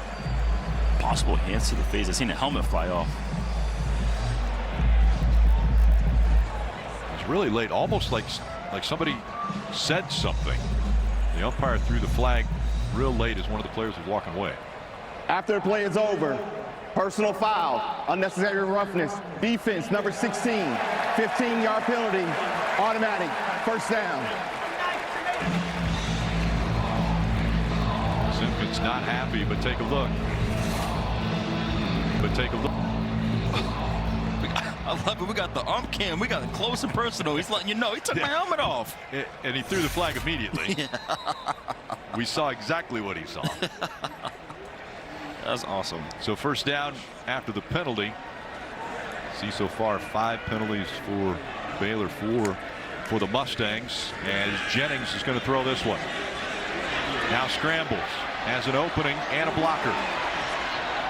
Throws the ball out to the number 27, but the penalty flag, I believe he was across the line of scrimmage. Yeah, there's no question. He ran around in circles and definitely went over the line of scrimmage. It was a completion to Harden, but it won't be after they realized that he was a couple yards past the line of scrimmage. Illegal forward pass. Offense, number 7, was beyond the line of scrimmage when he threw the pass. 5-yard penalty from the spot of the foul. Loss of down, second down. He was about 2 yards past the line of scrimmage. That black line was the line of scrimmage. So that'll push Lashley's offense back a few yards. 2nd and 15 for the Mustangs. Look at the third quarter already for the Bears. And a very dismal output for the Mustangs. Yeah, SMU, they have to avoid these negative plays. That's what's been killing them the past 2 drives.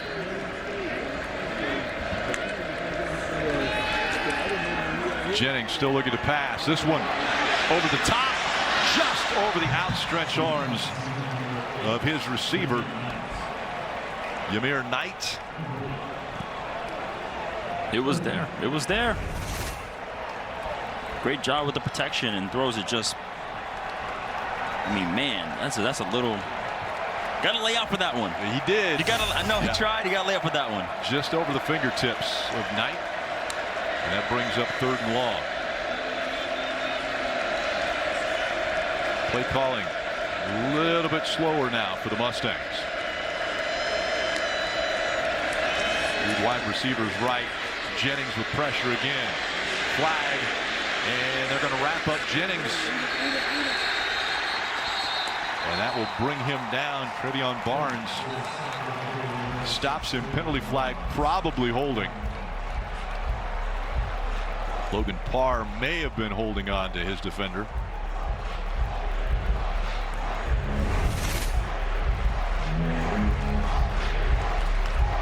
Yeah, once you get your hands outside the frame, and they say if they beat your feet, meaning that if you're not moving your feet while blocking, they're really going to call Holding. it. Offense, number 71. That penalty is declined. 4th down. Yeah, Rick, the secondary so far has been doing an outstanding job. You see everyone bailing, staying on top, right? We're making you throw the ball deep because we're going to be on top. Therefore, you're not able to take those shots. So far, you see the adjustment there of the receivers. Just stay on top, man. Eliminate the explosive plays. And now it's a field position battle for the Mustangs as Wade McSparron is in for the punt. Josh Cameron back deep for the Bears. End over end punt. And he's hit before the ball gets to him. Flags are flown. And so penalty flags on SMU, another mistake.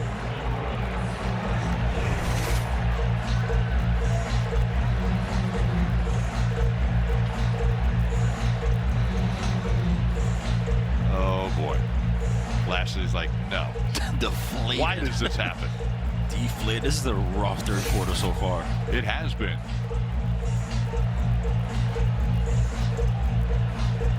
So the officials will talk it over.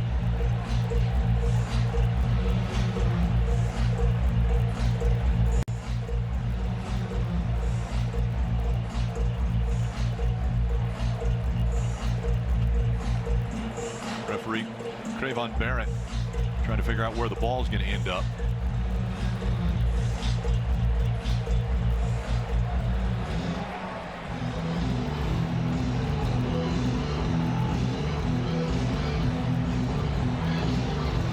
To give the receiver ample room to catch that ball.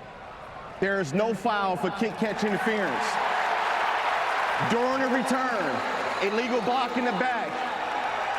Receiving team, number 25, 10-yard penalty, first down. Huge change of events there for the Mustangs. Oh, I don't know about that one. I mean, he had his hand on his back. He let go. Oh, man. That is... As a former special teamer, You're going to side. That is interesting. Yeah. That is it. I didn't see a push, and also the guy ducked to hit him. So it's still Baylor ball, but it gets pushed back from where they would have had it. And now they start deep in their own territory. 13-yard line for Robertson. 15 before was recovered.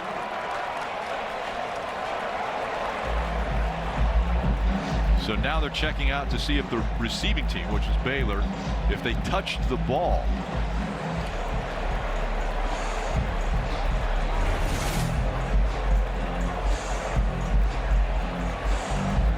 Yeah, it was definitely touched. Definitely touched by the feet of the returner. But does the penalty of the push in the back cause all of that to happen? But this yet, is going to be so there's interesting. no question that it touches Cameron's feet.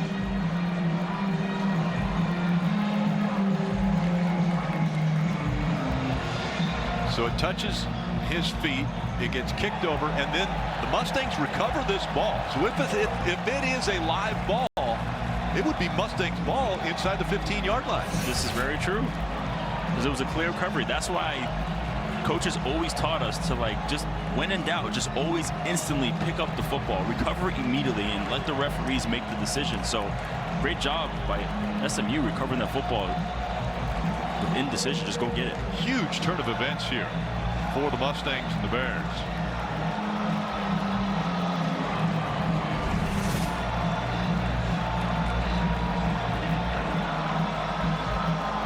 Link instantly went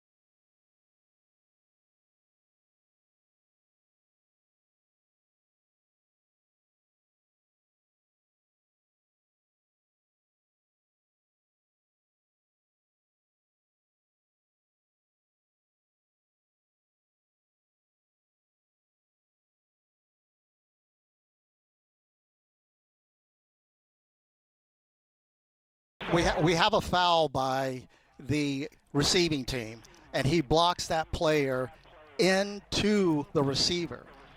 So that player has not fouled. And as we see that the foul was by the receiving team. After review, the ball was touched by the receiving team before being recovered by the kicking team. The illegal block in the back is declined. It's going to be 1st and 10, SMU.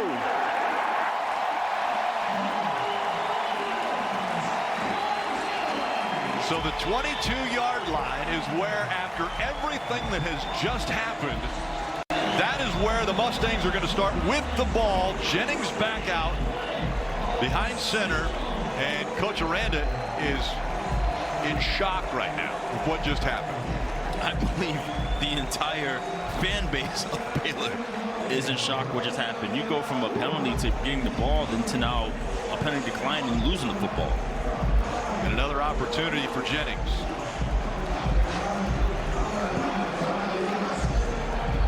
So very favorable for the Mustangs as they'll place the ball down in between the hash marks.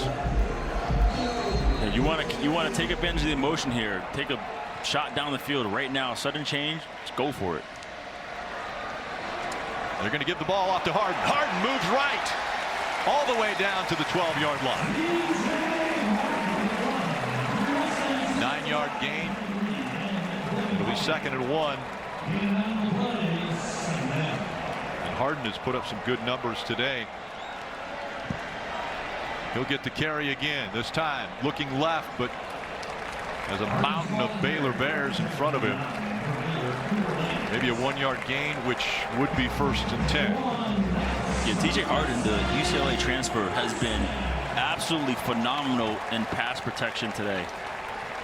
He's been just phenomenal what he's been doing, blocking down the field, even getting around the edge, blocking to get Kevin Jennings down the field. So he's a wonderful all-purpose back. Last week he carried 8 times for 42 yards. This time Jennings is going to throw. He goes to the end zone and intercepted. Jacob Redding picks it off. That is what I'm talking about right there, Rick. One-on-one, making the play. Let's go, Jacob. He was looking for Hibner, his tight end, and just didn't throw it far enough. And this is what I mean by looking for the football. He's letting them battle. One guy's pushing, one guy's pulling, both looking for the ball. Go up at the high point and go make the play. You got 2 clinic plays by Jacob Redding today. That open field tackle and the pick. So after the debacle of the punt return, the Baylor Bears are going to get the ball back on their 20-yard line. Pretty much where they would have had it. Pretty close. But not the football. That's right. And so Robertson comes back on to survey the situation.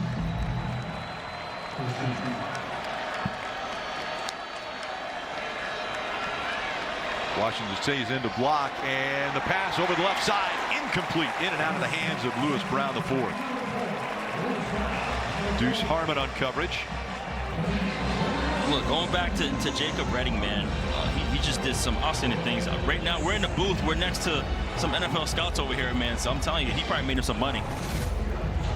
Yeah, right here on the replay, you got to get this. You got to make some money. Speaking of making money. Yeah, that was right in the hands of Brown. In and out. 2nd and 10. Jennings kicks it out to his running back, Washington. Washington with some room. A good stop there after a gain of about 7. Washington's going to limp off the field after that hit. That'll bring Caden Knight in at running back. 3rd and short.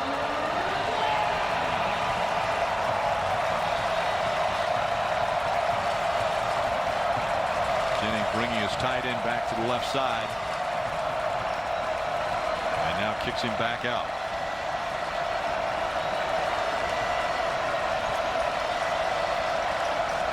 I get pressure off the edge again. He looked quick over the middle. Doesn't hit Josh Cameron.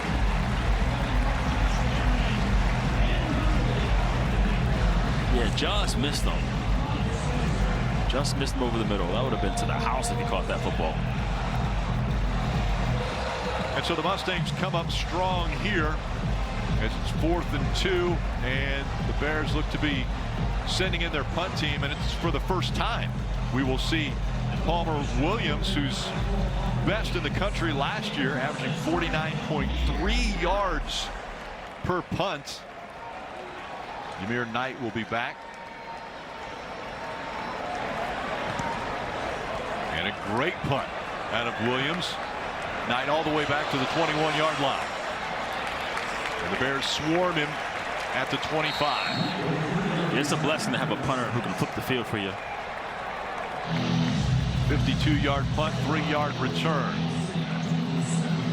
All right, this Tuesday on NXT, two-time WWE Tag Team Champions DIY return to confront Trick Williams. Don't miss an all-new WWE NXT Tuesday at 8/7 Central right here on the CW. Jennings was on fire in the first half, and the start of the second half, it has been, well, anything but 50% for his completions. He's going to hand off to his running back. Big hole up the middle. And TJ Harden will gain the first down. Yeah, TJ, being the senior, playing like the vet that he is. I already mentioned his pass protection. He's been outstanding on the ground, running his football, great vision, keeping his pass low, outstanding contact balance. Not a lot of transfers for the Mustangs, putting in a lot of time, but Harden is one, coming from UCLA, as you mentioned earlier. He's going to get the carry again, but this time a lot of pressure. Moves to get back to the line of scrimmage. Marion Winston on the stop. Yeah, this is the first time in a while where SMU, they have more high school players than transfers. This is the first time in a while, so they developed this program where they can, hey, we can retain our two deep, so now we can actually recruit guys versus trying to hit the portal to replenish our team.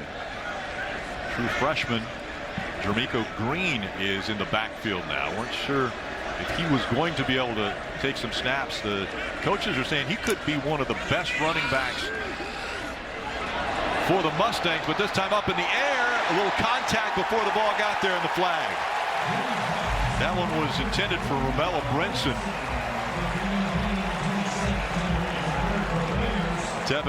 Tevin Williams might have been involved in that one. Listen, this is a brilliant vet move. Romello, he puts his foot in the ground and goes up for the football. I tell receivers, don't flop. Pass interference, defense, number 27, 15-yard penalty, automatic, first down. That penalty. Like, I want to make sure that's definitely a flag. Listen, I tell my receivers, if the ball is in the air, like literally go up for it. Don't flop and try to get the flag. If you actually put your foot in the ground and bump, almost like you're going up for a contact layup in basketball, they will throw the flag for you. And that's what happened there at Romello. 7th penalty already for the Bears. And that was Jermico Green with his carry, the first of his career. As a true freshman will get on the stat sheet, and that will bring the third quarter to an end. Quarters, and it has been also a quarter that Baylor has dominated, especially in yards, as now the Mustangs fake the handoff, and Jennings will take it out very close to the first down yards. Mentioned yards and how many Baylor has been able to put up, but the lack of yards for the Mustangs is probably the highlight there. Only 33 yards in the third quarter. Yeah, there's been a lot of negative plays for SMU so far the second half, and Baylor, they definitely stood up, man, and forced a lot of those issues. Harden back in at running back, and he takes it up the middle, wide open, nobody in front of him, he'll go all the way.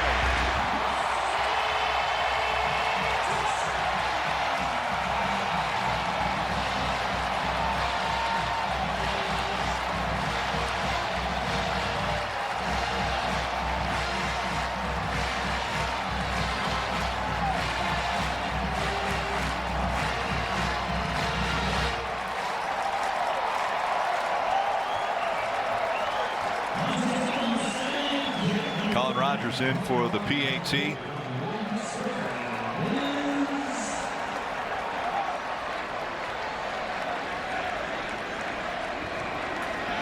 It is good, and 31-24. The Mustangs back up front. The man didn't even break stride. I'm telling you, TJ Harden came through.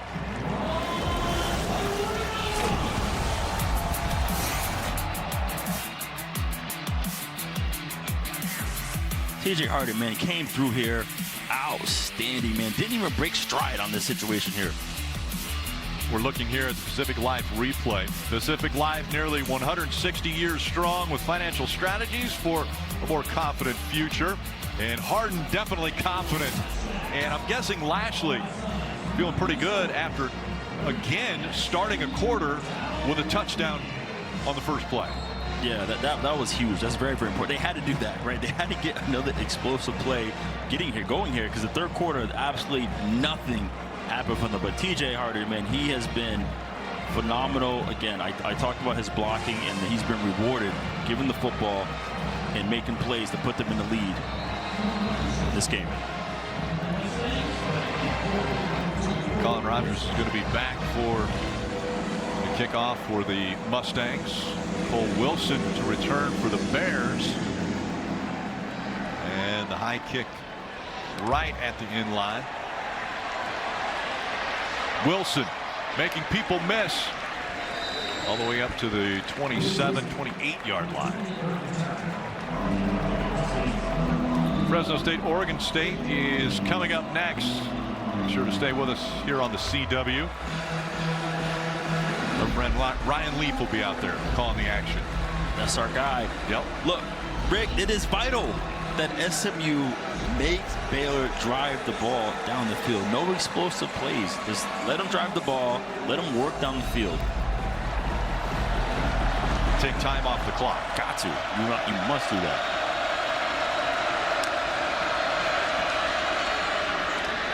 Hand off inside, and Washington will gain a couple. Especially if this defensive line can put pressure with just 4, which I feel like they've been struggling all day to do that, then it's going to definitely present opportunities for SMU to do that. 4 down linemen facing the Bears. Robertson taking a little longer here with the count. Hands off to his running back again. And this time Washington gains a couple more. Maybe fumble. Mustangs are saying they've got it. Moses is there, and Mustangs come up with it. Was it down? Like a big hit by Zano in that situation there. Cameron Robertson looks like he has it. Let's take a look.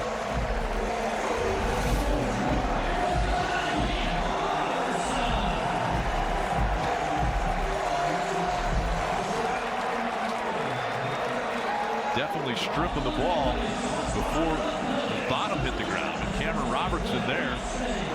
Second turnover for Baylor. It looked like it was definitely on its way out right before he hit the ground. Another look here. You see the ball. It's that extra effort that Washington's trying to put in.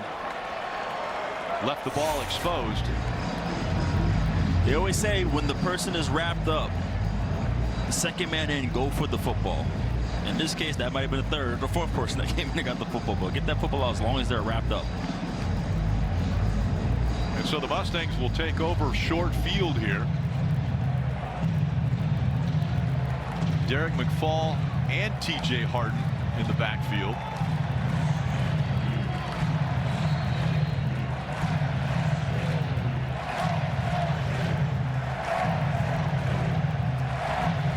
Culture.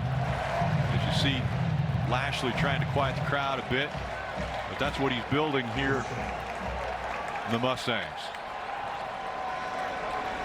Is this the wishbone? Harden the ball carrier. And he'll get a couple. Yeah, just give that man the football right now, okay? He has the hot hand. He has the hot hand in the dice game. Give him the football.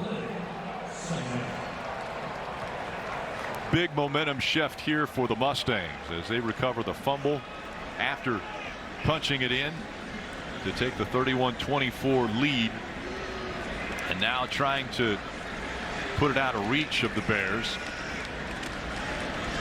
Yeah, Coach Casey Woods mentioned that. He said we're going to use all the running backs, and whoever has the hot hand, that's who's going to stay in. And so far, it's been TJ Harden. He'll get the carry again up the middle. About 3 for Harden. It's going to bring up 3rd and short. Harden with 83 yards rushing right now. The other thing that's rare about this, Will, is a huddle. We don't normally see the Mustangs huddling. Look, we want to get the ball, get the clock down. Okay, we don't want to get the ball back to them. Let's get this clock down. See TJ Harden and the 2 touchdowns, the numbers he's put up, and another one. This time crossing the 25-yard line. Harden has been strong today. Tyler Turner on the stop.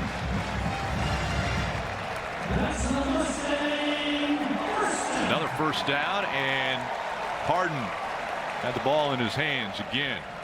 They're going to continue to give him the ball. This time, though, we'll see what Lashley draws up.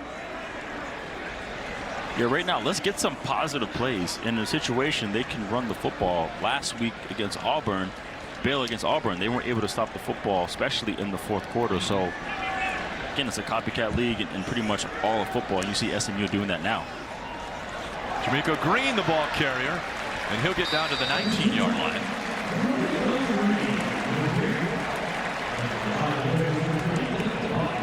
Having 4 running backs that can get busy presents a ton of problems, right? Because on defense, is the 4th quarter, you're tired, right? You can't really get a sub. So now you're dealing with a fresh running back every 3 to 4 carries. As you mentioned it, redshirt freshman Derek McFall comes into the lineup. So they just continue to throw running backs in there. Fresh legs.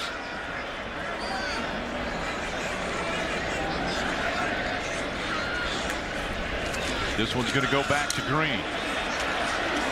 And a big helmet-to-helmet hit there. 2 heads-up players. The 17-yard line. It's pretty cool to see a spread offense with high tempo going 21 personnel, which is 2 running backs and 1 tight end, and just playing power, hard-nosed football. So mixing it up here in Baylor. I'm pretty envious of you, Will. Tomorrow, or I mean next week, you're going to see Miami, another pretty potent offense. Yeah, I'm fired up for that one. ACC's looking very strong. That'll be on CW. Jennings keeps it, and he'll run out of bounds at the 11. Well, that's not letting the clock run. It's not, but now you're in a situation where you can get points either way. So let's continue to pound the rock. Baylor Bears last week versus Auburn, 307 yards allowed rushing and 131 today, but we're seeing now a little bit more of a surge for the Mustangs.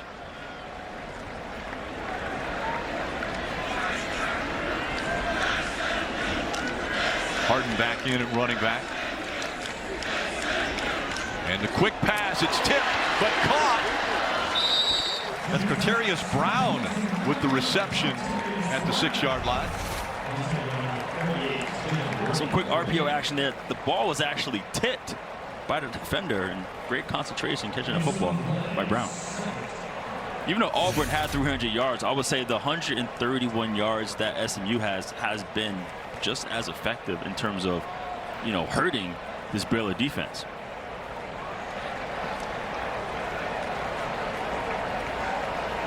It's still Harden in the backfield. 6 out of the last 7 plays have been on the ground. And Harden again over the left side. He's got a man to beat. A blocker in front of him. And he gets in.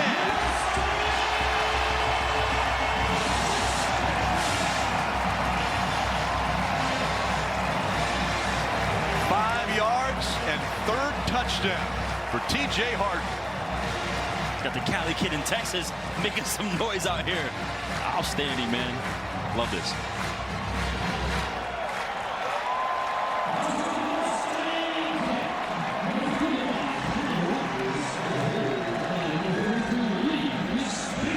Colin Rogers once again in for the point after.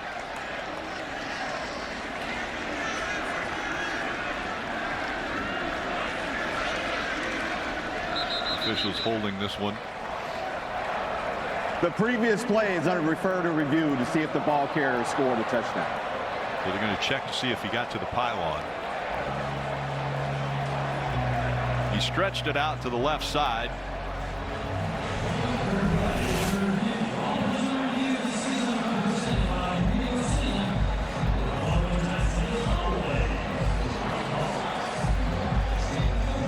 Looks like the foot hit the inside of the pylon. Yeah, the foot came in. Also, I'm assuming the football did. If he was able to swing his left foot across, the football more than likely crossed over the pylon as well. Another look. You see that left foot right here is going to hit the inside of the pylon. Yeah, you need the football to touch the white line. You're good. So, looks like a touchdown to me. I'm going to let you call it. I'll let you call it, Will. You've scored enough, you know.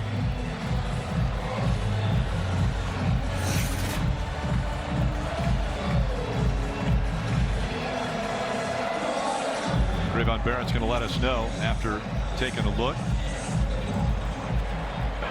The ruling of the field of a touchdown has been upheld.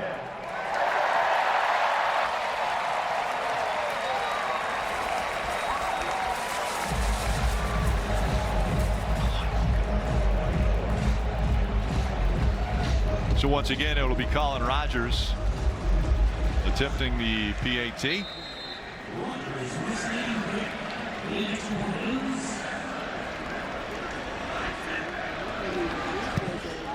It's good. 38-24. 14 unanswered points for the Mustangs. And well, even those on the sidelines are getting in on the celebration. Progressive player of the game. We got some California love with TJ Harden running the football. I know this game is finesse with tempo, but you're going to win the game when you run the ball on the ground. Today's player of the game is sponsored by Progressive. Get coverage you can count on with home and auto at progressive.com. I thought that was well done, Will. Hey, man. You know what? I just do what I got to do. You know what I mean? Shout out to my guy Scoop. And Baylor right now needs to get back in the end zone.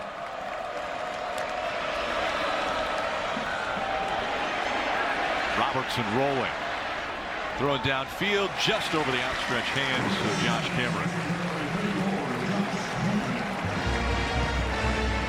All right, let's see Baylor. What can we do? We got to get down the field now. We're looking like a similar situation last week versus Auburn, where they were pressured, to now we have to rely on the pass game. So now SMU knows what to do. We're not getting any run.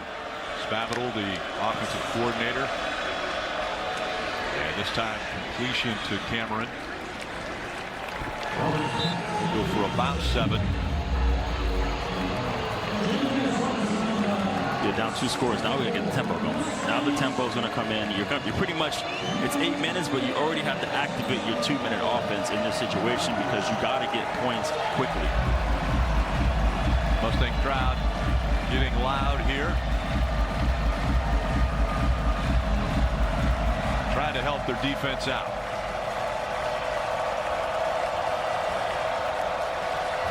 Robertson looking, scrambling. Now tucks it away, and he gets knocked down at the 39-yard line. Enough for the first down. And remember, there's a lot on the line here. 13-game winning streak for the Bears. And right now, they're down 2 touchdowns.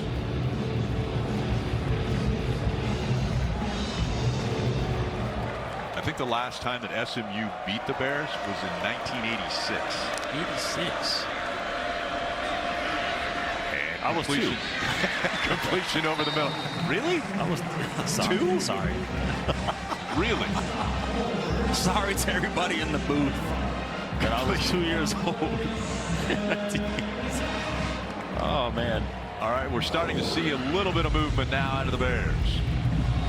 Lashley wants to see his Mustangs hold up here defensively. He's trying to find his one-on-one matchups here.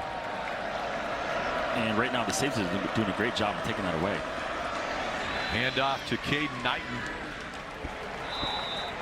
And close to the first down. Looks like he fell over the line. But SMU, they are fine with this. They're like, go ahead, like, drive the ball if you can, dink and dunk the football, run the football. You're not getting any explosive plays on us down the field. They're going to say this is short, so it's 3rd and short for the Bears. Give to the running back again, and up the middle, and this time he's going to have enough. Washington, the ball carrier. That'll move the chains.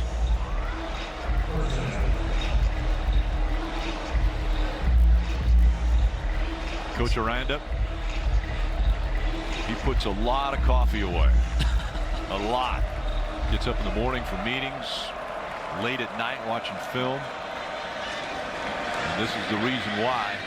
And a lot of contact there on the right side, but an incompletion meant for Cameron. Which is surprising because Coach Aranda, he's so calm. He's so calm. Very calm. Yeah, he's very chill. Almost as if the coffee doesn't even work anymore. Very surreal when you talk to him. Brings up 2nd down after the incompletion.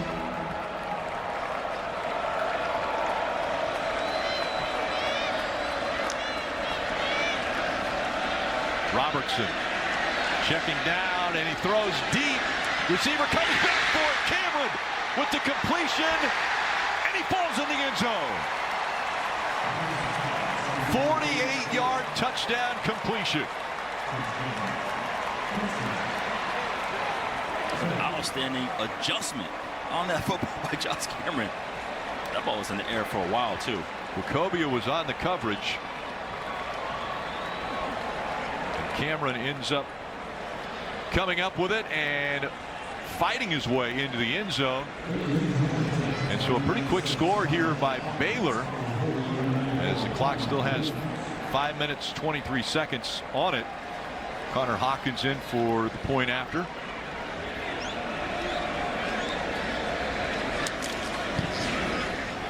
Right down the center, and it is now a 1-touchdown difference.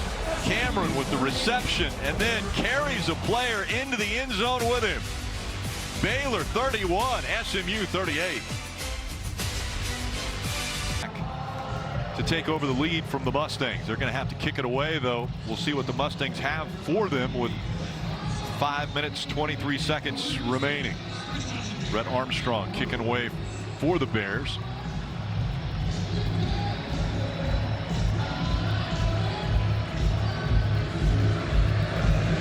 And a squib kick once again. And it's going to be downed on about the 23-yard line. So the Mustangs offense will come back out onto the field, and they're going to want to kill as much clock as possible on this drive. How about Sawyer Robinson and what he's been able to do, getting close to that 400-yard mark again.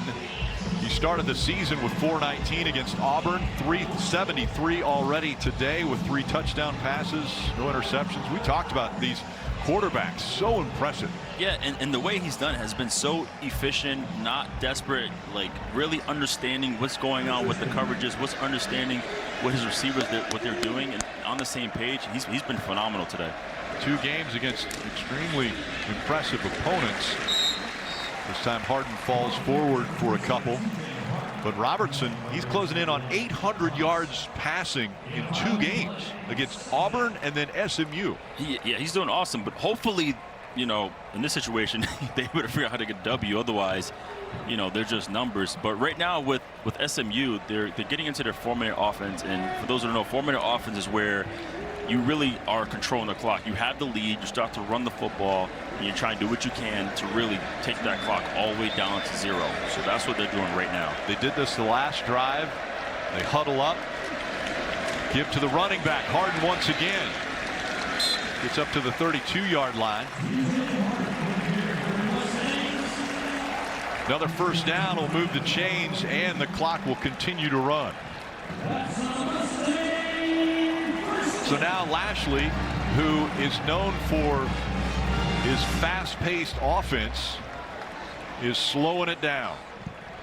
And now you're going to see the running back rotation. You're going to see all 4 running backs get into the game for that exact reason. The young freshman, Nwokobia in the backfield. He's going to carry this one, but hit just past the line of scrimmage, maybe a gain of 1.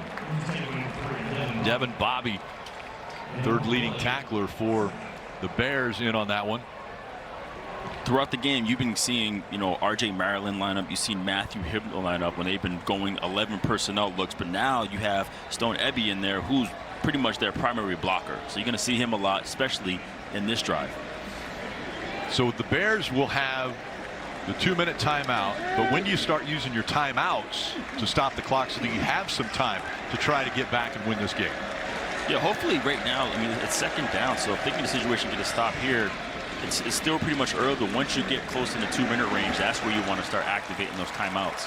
Harden, legs churning, and a 6-yard gain for Harden, but it'll bring up a third down. Under 3 minutes to go now for Coach Aranda. Yeah, the thing too, Rick, it's still a 1-score game. Like if it was a 2-score situation, then you probably would have burned some early, but you still have the 3 timeouts. You still have the 2-minute situation. The 2-minute clock as well too. So right now still good. Let's get off the field here on third down. Their defense is going to have to come up with a stop. Jennings to throw. Now he scrambles, but he's under pressure. He'll be sacked. And this is where you want to burn one. And sure enough, Aranda calls the timeout. The 6-yard loss by Jennings, and that's going to bring up a 4th down, a punting situation, and a lot of time still on the clock for the Bears. Right, with the 3 timeouts that they did have, essentially you have 4. So they just burned 1 now, get the ball back here, take a couple of plays, you get a 2-minute, which is essentially another timeout for you. Then you have 2 more to use. That's Jake Spavital, the offensive coordinator, quarterback's coach, talking with Robertson, putting together the game plan of what they're going to do when they get the ball back here. But remember, there was an issue with a punt return earlier that Baylor ended up losing the ball. So they don't want to make the same mistake here. Fortunately, they got it right back. Yeah, Wade McSparron back to punt.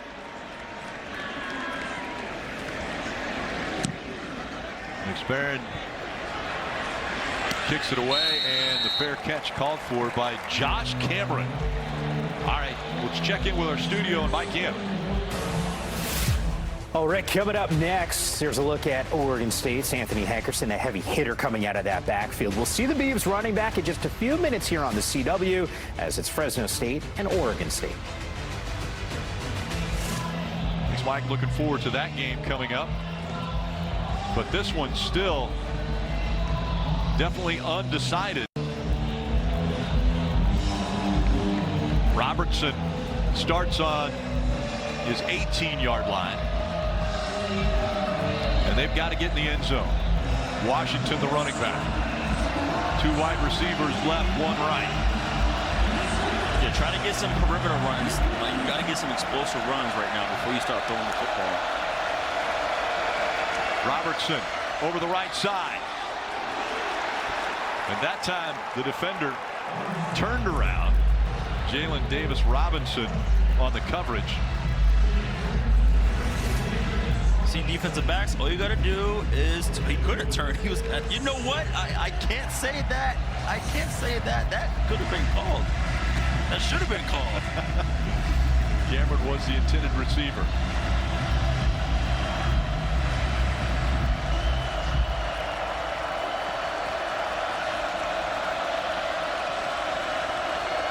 One-on-one up top. I believe that's Josh Cameron on the top. Handoff up the middle. And to the 23-yard line, Washington carries it. The clock is winding down to the 2-minute timeout.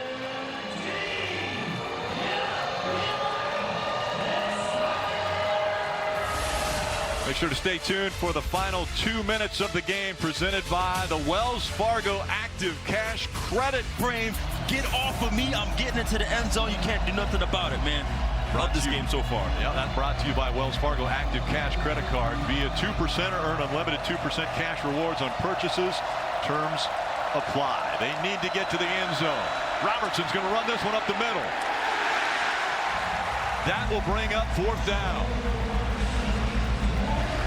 A big stop there for the Mustangs. That's a dangerous play right there. Send my quarterback into the lines then like that.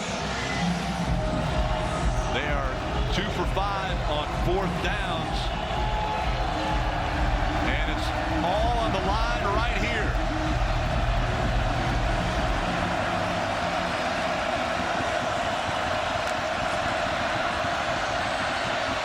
Robertson over the middle, wide open. Hawkins gets out to almost midfield. Just an incredible job. Just an incredible job standing here. Unbelievable protection he had all game. Delivering down the field to his receiver, Ashton Hawkins. Ashton Hawkins, big reception there on 4th down. 3 for 6 now on 4th down conversions for the Bears. And Robertson, once again, plenty of time. Over the middle, hit right as the ball got to his hands. That one intended for Washington. Deuce Harmon making the hit. Yeah, incredible play right there. But it's funny, on the back end, you had 3 guys surrounding Josh Cameron all the way in the end zone. Yeah, they are not letting him break this game. They're keeping their eyes on that guy who scored 2 touchdowns already today. Gaten Knight in the backfield next to Robertson.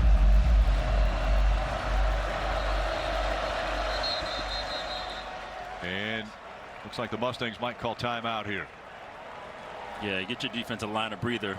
They're getting absolutely no rush on the quarterback right now. All right, a minute 11, plenty of time for this explosive offense of the Bears. It is enough time. Again, you know, you have your 2 timeouts still.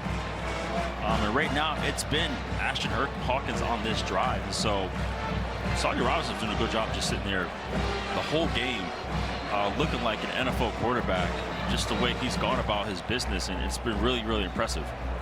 Again, a reminder, coming up next is Pac-12 football on the CW. Nwokobia already 12 tackles, 1.5 for loss. He's been impressive on the defensive side of the ball for the Mustangs. Who will step up here with 1:11 to go? Brett Lashley definitely wants to change the narrative that the Bears brought in here. A 13-game win streak on the line. And Lashley doesn't want him coming into his house and making it 14. Got to send the heat in this play.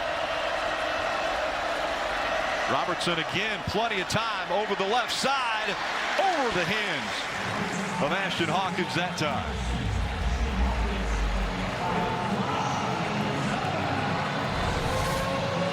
Incompletion stops the clock. Yeah, he tried to climb the ladder. He just mistimed it. Otherwise, that would have been a completion for sure.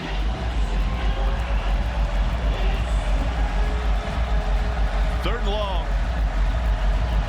Washington in the backfield.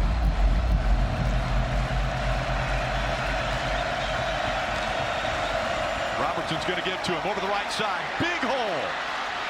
Up the middle all the way down to the 37-yard line, maybe the 36. 15 yards and a first down for the Bears. Look at this. I mean, you can drive the production truck through that thing. I'm telling you.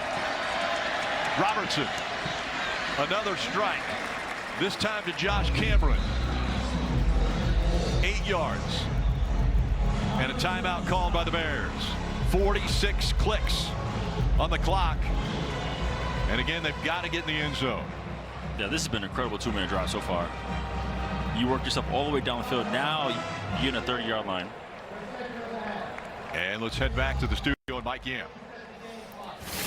All right, coming up next is Fresno State and Oregon State. Rashawn Luke, 3 touchdowns last week. We'll see that encore performance in Corvallis.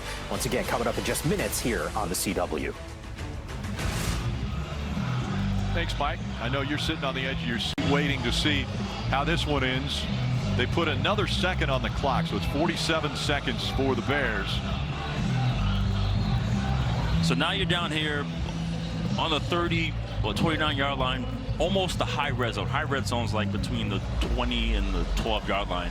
So you call a timeout, get your guys reset, refreshed, and then you open up your other playbook of plays down here, right? Now you need a touchdown. So you're trying to find the plays, maybe a quick hitter to try to take a shot to the end zone, or try to move the ball up the field a little bit. You still have, another timeout here. So SMU fans a little concerned here as the Bears have been able to march down the field. Caden Knighton in the backfield with Robertson. He'll get the carry up the middle. Makes defenders miss, and he'll fall forward. Another first down, 8 yards on the game for Knighton. And the beauty of going with tempo, you already had SMU burn a timeout because they were exhausted. Therefore, you were able to use it, and you still have 2 timeouts left for yourself. Robertson over the middle, wide open. Kobe Prentice into the end zone.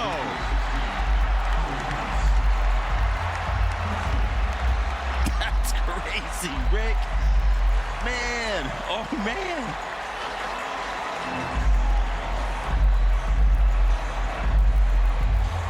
Baylor fans making the 90-mile trek down here to Dallas. And now to tie it up, Connor Hawkins in for the point after.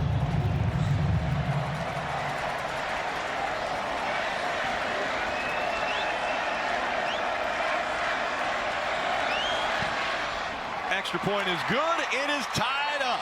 38 all. A 10-play, 82-yard drive. A minute 49 off the clock.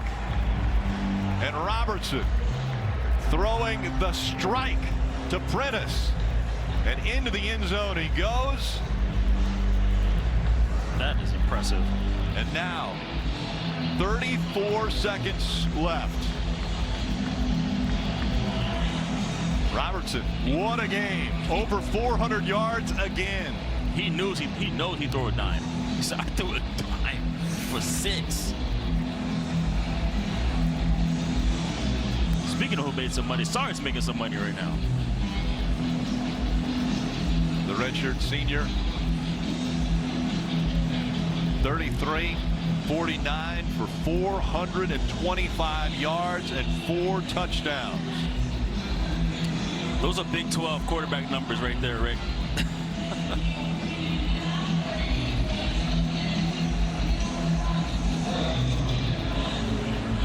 Really well done. That is how you run a 2-minute drive.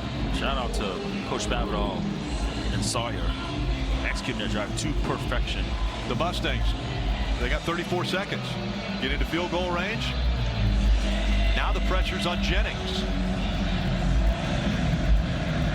Bears are going to squib it again. This time it's going to be returnable.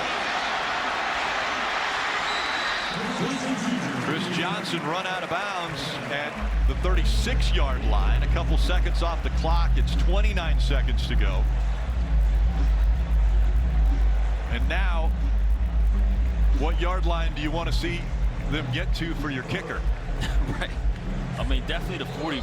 But that was an interesting choice to squib it in that situation versus kicking it deep.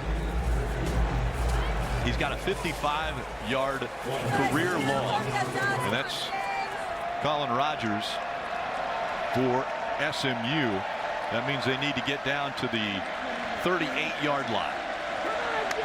Harden in behind Jennings, and Jennings is going to throw, and it looks like a completion to Jalen Cooper.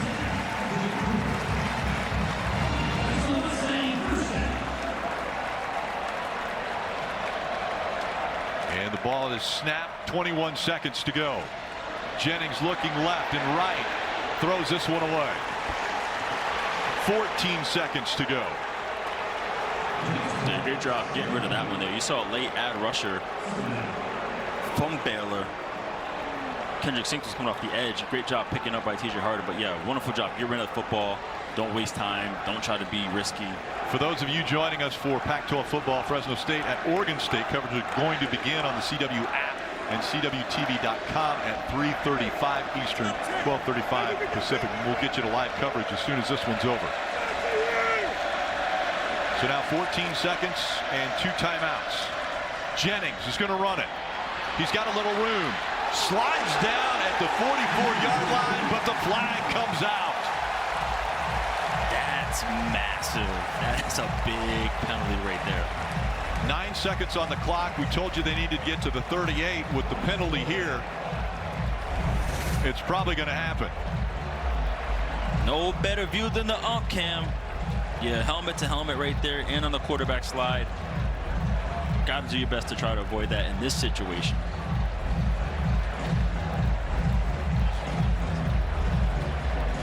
Looks like the helmet of the defender there was on his chest, on the front of him. We'll have to wait for the replay. And now, once again, Rick Jackson, the replay official, will go to work, looking at all the angles. Here's a really good look at it.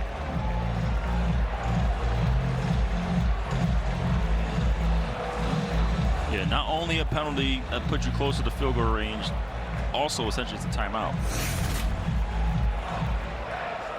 Personal foul, targeting, defense, number 3. That penalty is under review. Another look at it.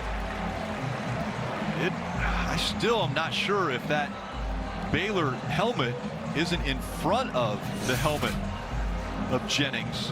It's so close, though. We've seen a bunch of angles, and it's really going to come down to Rick Jackson. Yeah, I mean, what's challenging is when you see the player actually, the defender actually duck his head and lead with the crown. So they might be taking the targeting part of this call off. It's still going to be a personal foul, but potentially not targeting. Kevon Barrett looking at the replays as well. The thing I was looking at that makes me think that it might not have been crowned to helmet is because when his helmet goes in, we don't see Jennings' head move right away. So if it would have been helmet to helmet, you would have seen Jennings' head move if it would have been that way. But again, we've seen a bunch of different replays. We're going to have to wait to find out what Jackson says on this one. Another look. Yeah, the closer it does look like it hit him in the chest. And when you see his head jar to the side, you instantly think like the helmet hit the helmet. But yeah, still late hit on the slide. Official explaining it to Lashley.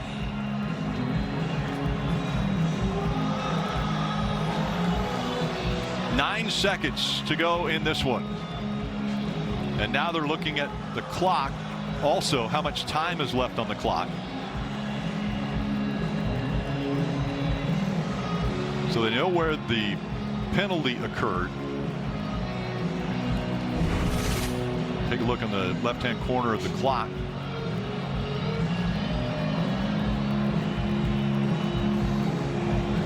So he's hit there at about the 44-yard line with approximately between 9 and 10 seconds on the clock.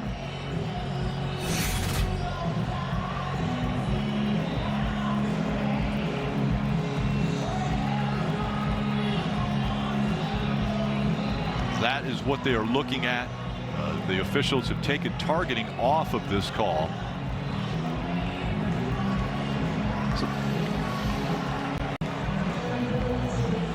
So the question here is, do you just run the football? Well, does your kicker want to be in a certain spot? So do you run it? Does he want the hash, the middle? Right. Exactly. After review, there is no targeting on the play. SMU has elected to take a timeout to avoid the 10-second runoff.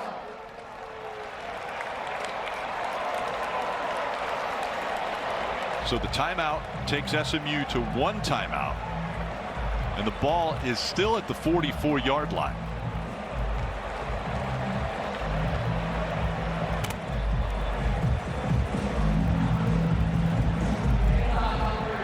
The game clock at 10 seconds.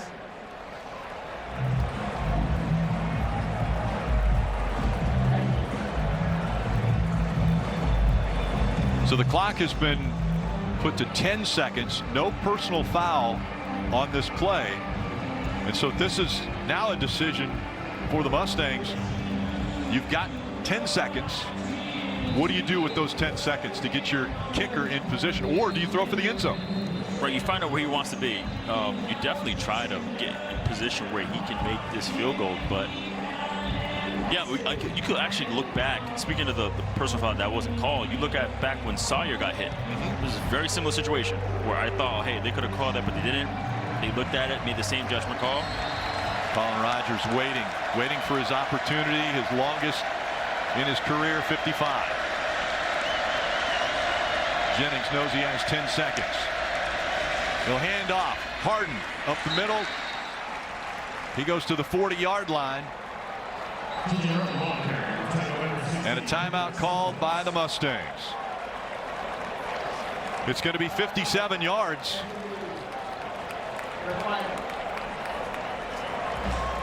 Can the preseason big all ACC kicker and the Lou Groza watch list senior from Alabama, Colin Rogers, pressure's on his shoulders now to win this game. If he makes it, it's a new career long. And I'm guessing Baylor is going to want to try to ice him. They got a timeout.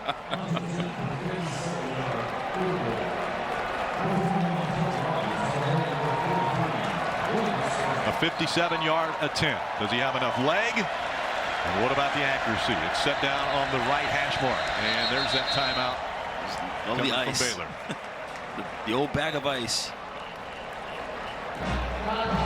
How about Aranda?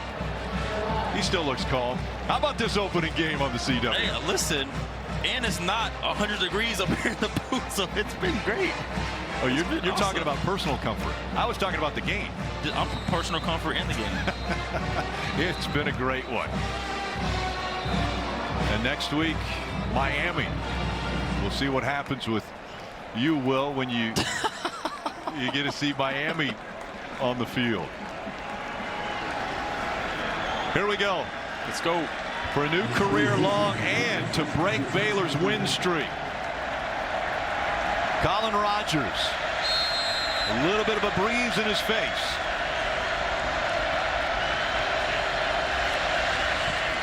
It's up. And it's no good. We will, as we get ready for play.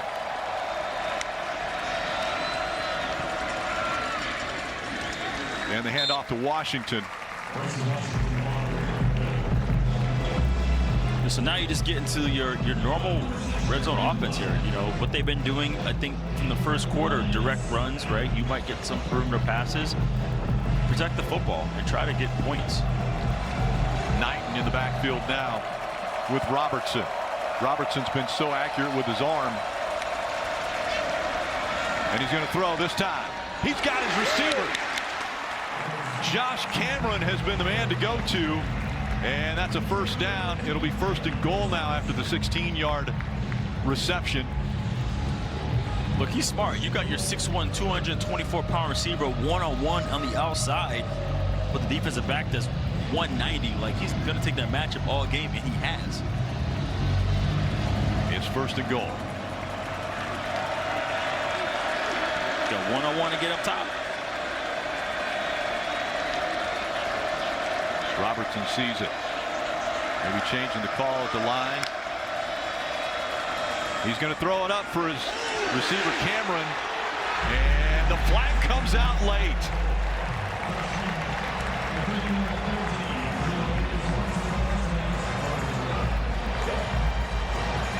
Davis Robinson on the coverage, and he's going to get called for this one. Yeah, he tried to look, but you saw the little jersey grab right there that was pretty obvious. But that's the matchup he's been going with all game.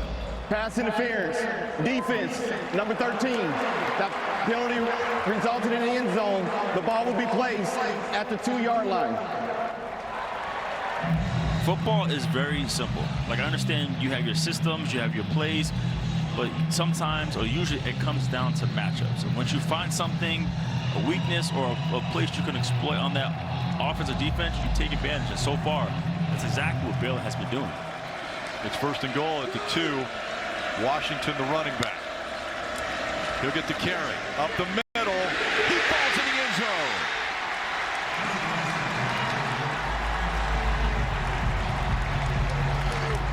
The Bears strike first in overtime.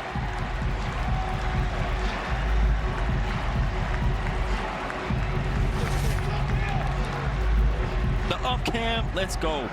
Again, great job here. Boom. Look at this. The linemen are just moving bodies out the way.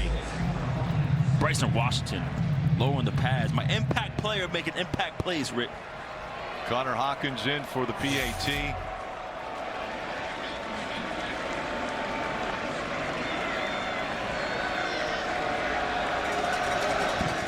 It's good. The Mustangs know what they need to do. 21 unanswered points for the Bears.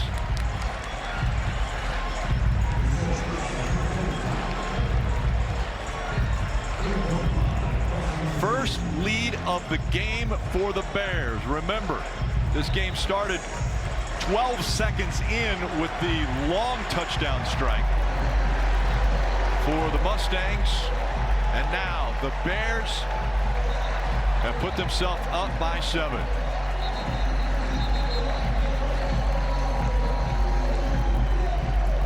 All right, Coach Will, who do you go to here? You know, it's funny, back home in California, that's what they call me. They all call me Coach Will.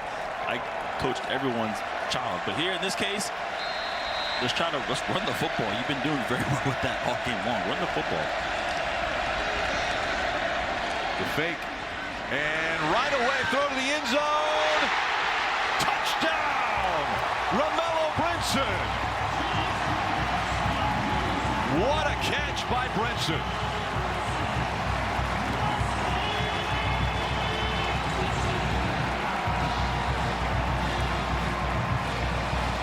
And a calm Lashley. How are these coaches doing it? I mean, who am I to say run the football when Rick Lashley's like, yeah, okay, I'm just going to go launch it to my big play receiver. I'll tell you what, my 2 impact players making impact plays, Rick, I'm going to say it again. What a strike. And a perfect pass thrown to Brinson. They're going to take a look at it and make sure that he had possession when he landed on the ball. I mean, he looked convincing the way he held the football out. He's like, I got that thing, okay. Yeah, after he rolled over, he had it in one hand. But here, good catch, brings it in. He's got his hands are under the football. Did it move? Nah, that's not it. Yeah, that's it. That's TD. And he brings it right up to make sure everybody sees it. That football is pinned to his chest.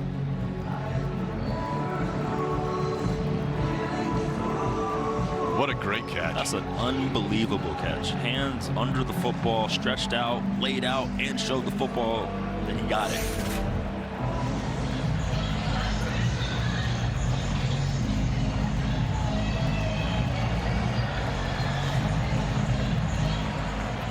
He's making sure. The ruling on the field of a touchdown is upheld. He's like, you claiming that it is a touchdown, right? Want to make sure. Was the over 89? What was the over? Oh, yeah, over under, I think. I don't think it was 90.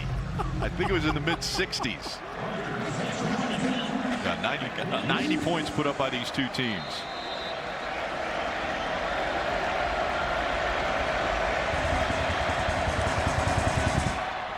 Rogers' PAT is good. We continue on.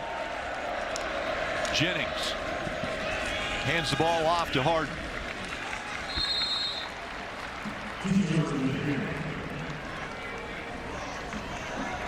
Okay, so in this case, they ran the football. Exactly what you said. Exactly what I said. Ran on cue.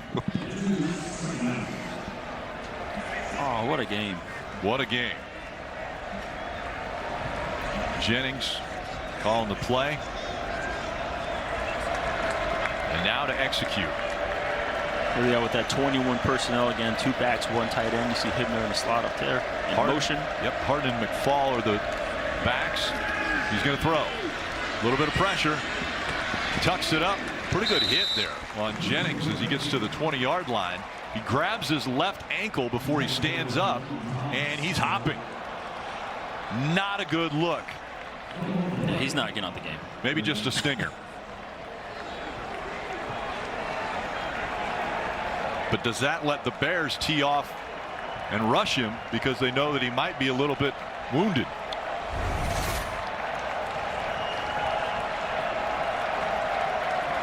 Yeah, you can see him just roll up a little bit on it, but he's a tough quarterback, man. He's not going to get out the game. Jennings is going to throw. For the end zone, just short. He was looking for R.J. Maryland, but it was underthrown. Yeah, that's an outstanding play by DJ Coleman. Looking and leaning. I would say that slot fade is probably the most difficult route in football. Jennings just came out, and so they're going to go for the field goal. 38-yard attempt. And we have seen Colin Rogers has been impressive today.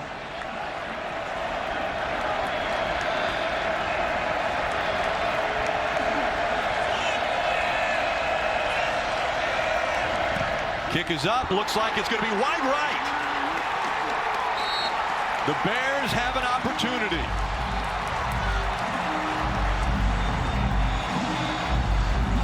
And the fans are loving this. Now the pressure all falls on the Mustang defense. Yeah, sure enough, pushed it to the right.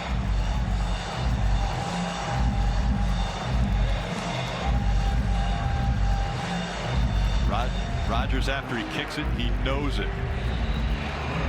And Aranda, he's seeing the light. The streak could continue.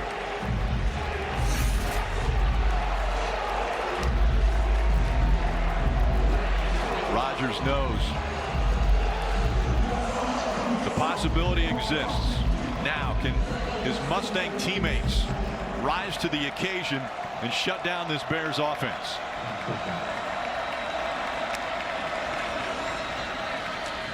Handoff up the middle goes to Washington. Yeah, you're in a situation now, right? You just take care of the football. Take care of the football, and then, hey, you're there for easy 3 points. Robertson, 440 yards, 4 touchdowns through the air, 34 of 50 on his completion rate. I mean, efficient at its finest.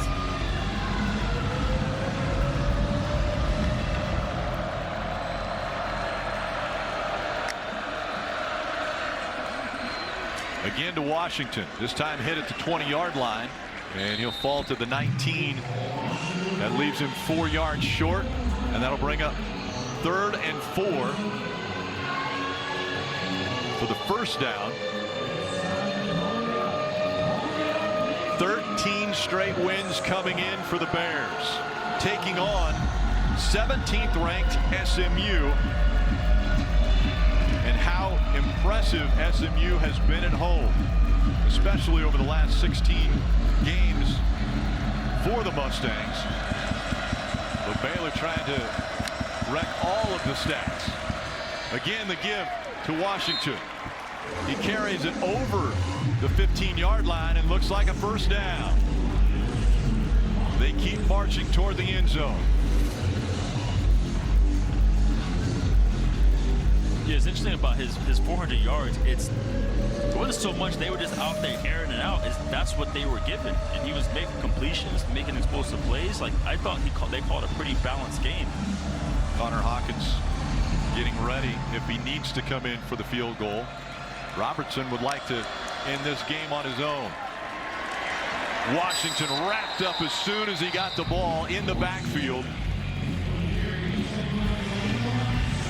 Isaiah Smith, LaModrick Spencer shutting him down.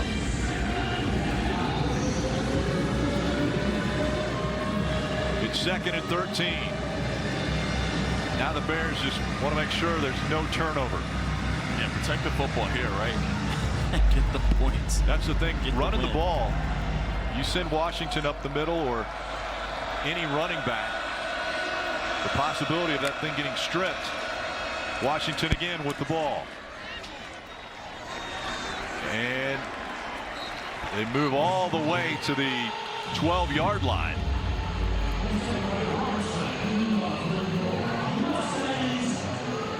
Yeah, this play call will tell us where the kicker probably runs the football. Yeah, where does Hawkins want the ball for a field goal? As they're at the 13-yard line now. Robertson has Caden Knighton with him in the backfield. Knighton, the ball carrier. He goes up the middle and falls over the 10-yard line to about the 9-yard line. And that will bring the kicking unit on. Connor Hawkins to win the game. A redshirt freshman. One field goal made already today from 26. So Connor got the swag with the one sleeve on the leg. That's a look there. It's a style. All right, here we go. 27 yards to win the game and upset the Mustangs. And they're going to call timeout and see if they can ice him.